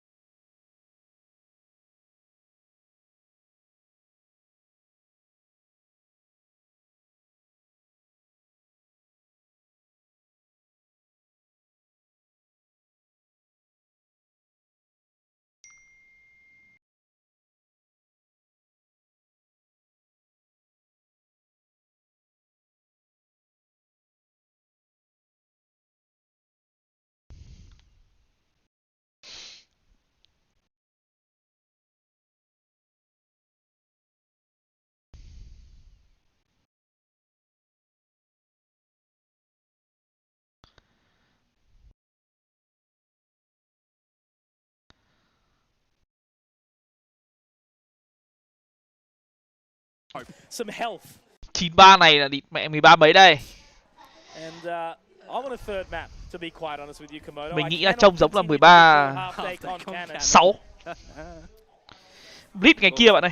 We'll see. A B pop for Fancy United here. No Sage Wall, of course. They're just going to have to go in. Guns are blazing on the back of Jin. Straight on in. XE happy to get out of there. Mình nghĩ là 13-4. He does leave alert pretty high and dry here though. Rolex, that's a great use of the snake bite. Does manage to catch off Nizzy, and he's been a pesky little boy as well. Jin, good response. Nhảy xuống à? Cái lồn gì ạ? Mấy ngày mất não con mẹ rồi. Đéo nghĩ được gì nữa rồi. Opening pick to only find 2 taken away from them, and now with this site being secured, Komodo, they are up in heaven. They are in towards the defender side spawn, but they've just got so much more distance to close. Player advantage for Fancy United, but they almost are trying to wait to see if there's going to be any just quickness from Xerxia to try and get in to stop the plant from going down. There is a star. There's now that fault line from HyperX too. It's prepped. Already baited out the gravity well, so they've only got the Nova Pulse available now, and he does look to pop down that Nebula. He gets aggressive, but the fault line does at least send him off the line. Rolex equalizing, getting another back as HyperX, that's his second in the round. He looks to make it into a third, but Seraphop will get it.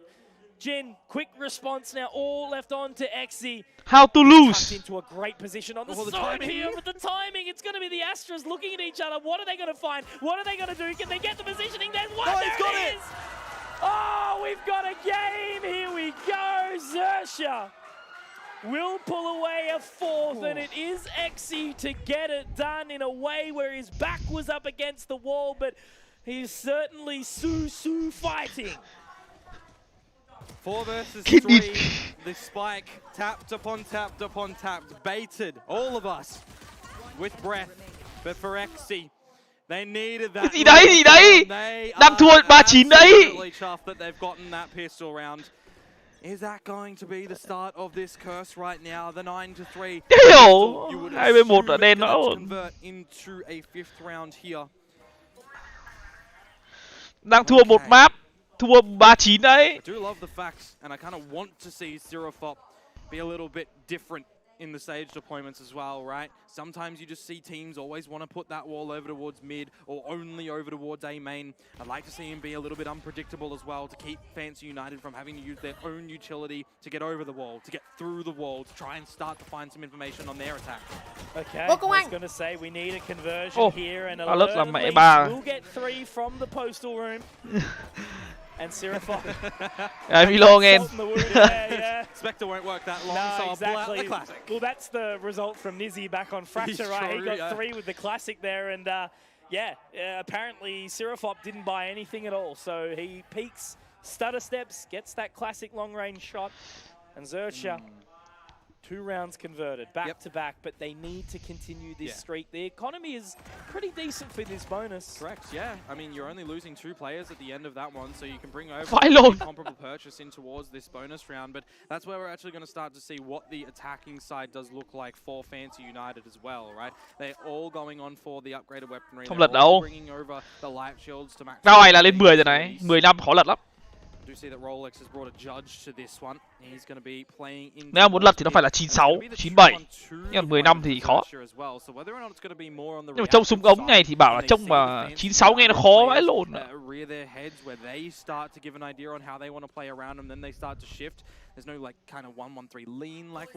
Cả cái gì 10k con MB nghe trắng à?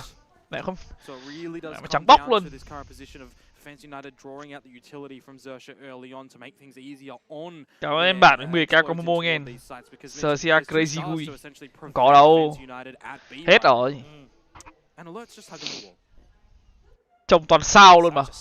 Lồn. I guess that's going to work out hopefully in Xerxia's favor. You know, they do have those close range and close quarter weapons. Thắng rồi. Đơn giản chưa? Nhảy check trong sai chết mẹ mình luôn. Thế xong rồi. Because this round secured Komodo, as we know it, that's going to be 10 for Fancy and the equipment. Có sớm hốc, có hết nhưng mà chết.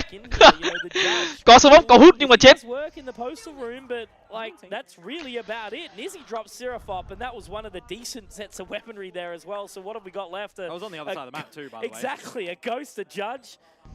That's all. Well, you're probably, you know, it's a bonus. If you can get some damage and you can upgrade into one of these Vandals or the Phantom, if you can dispatch of Nizzy, you take that in towards the next round. Otherwise, you go up with the Spike if you are LBY. Unless you want to take your Light Shields into the next round, but we'll see if he can pilfer a weapon or not. Because, of course, in this situation where you have a quick one into the side as well from Jin on that Raze kit, and they go for an open plan, it almost becomes impossible for Xerxia in a bonus. Mày Fancy đang bí, chưa biết đánh vào đâu như nào, đánh như nào. Tự dưng mày Asha ra chết luôn. Thế là game tự dưng thành dễ luôn. Em làm lòng. 3 more rounds, Komodo, and Fancy will put their first check mark in You the never book press update, bro. of this competition, losing out to Nous 13-6 on that final map after a very, very close 1-1. After this, Omega, both very, 10-5. very challenging groups, as what we've seen today. The only remaining team, D plus Kia, and they're going to go up against hopefully a rejuvenated Bonkers tomorrow. Đang bắn em Long. Same time again, 1 p.m. We'll be commencing. The activities start from 12. Make sure you're there in your best dress. We'd love to see you. Lots of familiar faces in that crowd today. And I assume that'll continue for the next 5. Slow and steady here. Bên Thái cùng giờ mình em ơi. Do not want to be the first person to lose your life. I think a little bit more so for Xerxia because they have a big comeback to have happen on this map and in this series. Không em. Over on Fracture. Xerxia Fancy trận cuối mà. To the A side of things for Fancy United. Xerofob's actually held on to the barrier wall as well, so he can deployment to use that to block off pathing for Fancy into the side itself. The guarding light, that is big. That's information that somebody's here, and immediately you can see that Rolex is having the idea of going for the jump spots in mid, seeing if he needs to be rotating over towards A. Xerofop does give it a bit of a love tap on Officio on the top of that wall. It's such a dangerous position to be playing. You know, oh, he's the judge. Tempting feint, really.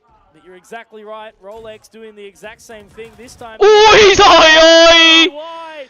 It's all falling apart here for Xerxia. Again, Fisio ready for Rolex, and that is just basically round. Bảo mà LBI này hơi bot một tí.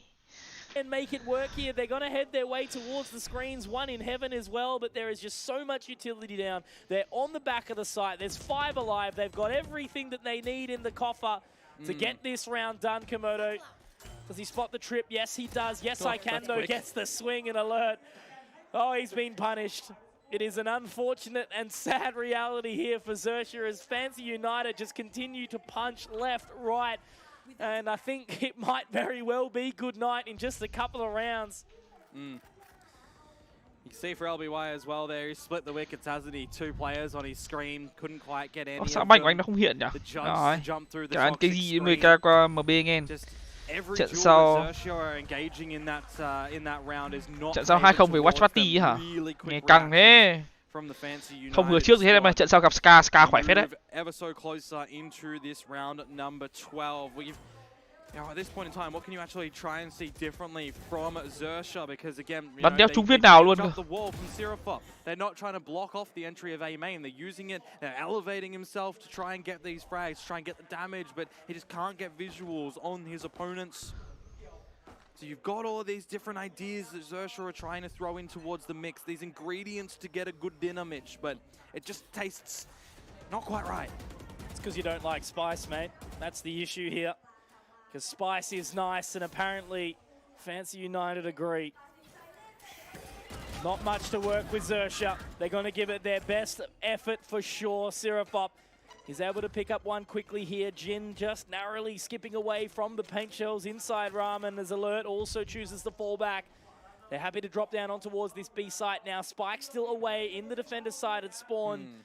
But it's an equal playing field still here in the 4-4 Komodo, but it looks like there's going to be a bit of a duel out inside. Ska khỏe đấy, Ska Z khỏe đấy, không đùa đâu. Exactly right. Is it going to line up for them? Is it going to work out for Heisey? He does get the flashpoint out, and they do continue to swing. What? How does Alert get that? The rest of the team baiting him, but now they're into position. Ôi sao lâu lỗi kìa. The spike here as well, Komodo. The boombox goes out. Paint shells to deny. Trailblazer actually gets the catch. This is chaos. This is hectic, and now another boombot. It's actually been popped up by the blast pack as well. The Nebula. Chưa tìm ra cách để thắng được round này. He is. 30 seconds though. He's also split the wickets. He's managed to find this timing so fantastically just away, but there's another shot, Seraphop getting it done. XE finding another, and there it is.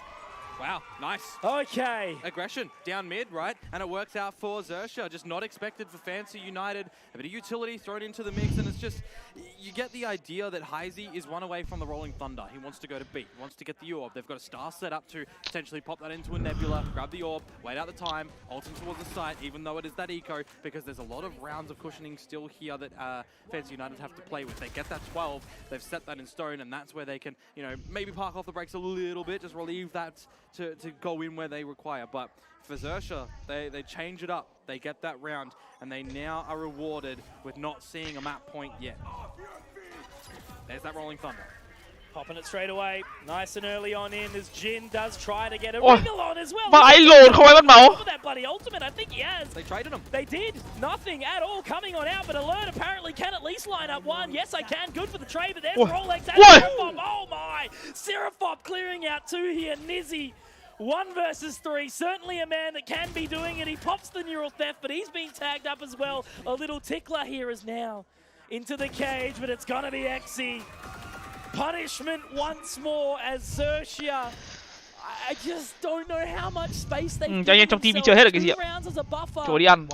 It's not much. That's all it can be. Exactly right, Komodo. Đêm dài lắm mộng.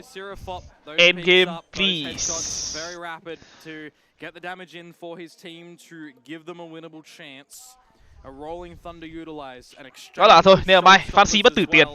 Hết. Địt mẹ mày hết hết game, đéo hết tiền. Thoải mái đi, thoải mái cho anh đi. There's going to be a bit of a talk before we get into the fresh round. Khó đấy em Long. We can have a chat too. Money? Well, for Fancy, it's still there, right? They've still got...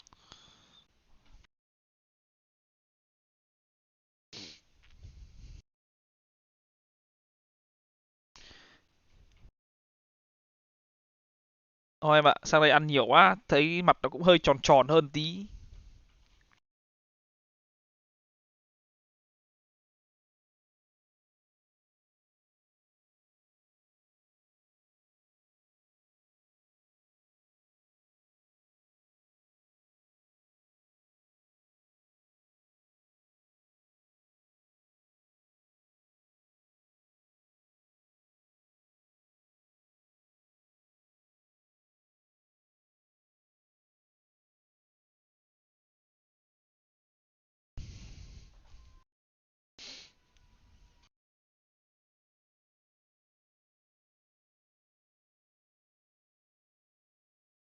Gotten 2 out of these 6 so far, so you get 2 more, you know, that's your 50%, and that's the map. So for them, they go in with this buy, they see what they can do. There's a cosmic divide, it could be fast, because nobody's on the B side for Xerxia in this round. It's all toward the mid, toward the A side. A deep guiding light actually thrown from Xerxia at A.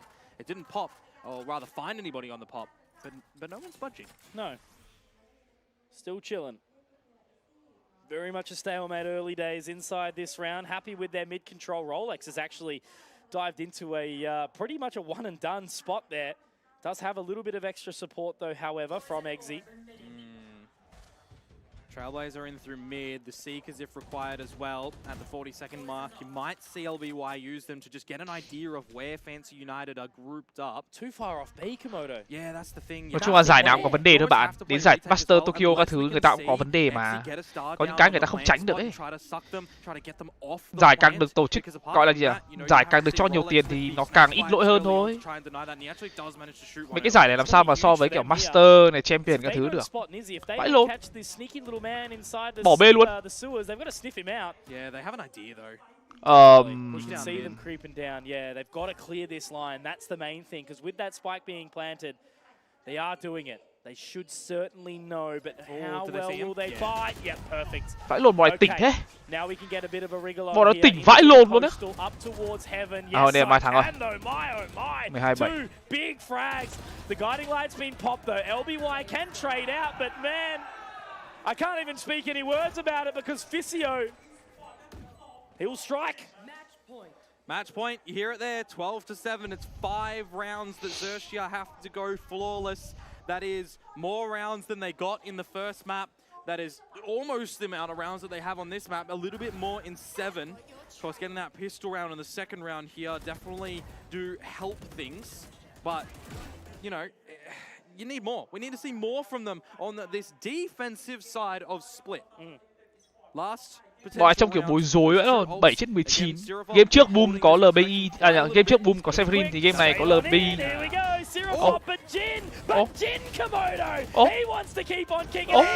Thắng luôn. No holds barred, 3 big kills. Now Rolex kept at bay. They are going to cruise their way towards screens here, but that is 3 hungry, happy and healthy Cảm ơn members. Đức Khang với 10k MB Bank nha. Chúc anh buổi tối vui vẻ nha. Thank you em. That wall is just going to isolate them in the screens, Mitch. Jin wants this. He wants this bad. Rolex just has to creep on out and he has to try and break the mold through this Cosmic Divide. I mean, they've got some extra time, right? The Nebula, as soon as that one drops, there is something to work with. Jin's going to be keeping an eye on them, but XE walks straight past. It's going to be an all-out brawl. Is this going to be enough for Xerxia, or is this going to be the game going the way of Fancy United? I think it is going to potentially be the latter. 13-7. Holding the line, playing with his food at this point in time. XE cannot do anything, and it will be yes, I can. GG. Job done, and there. GG. Đôi khi là mấy anh Xerxia này là bị loại ở sân nhà. Thắng rồi mà, hết time rồi.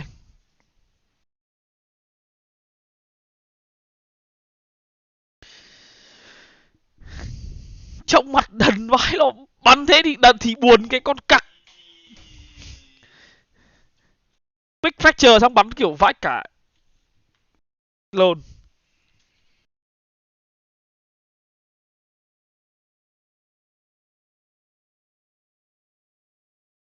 The fuck. Trông. Thôi nghỉ anh em ơi. Đi ăn cái.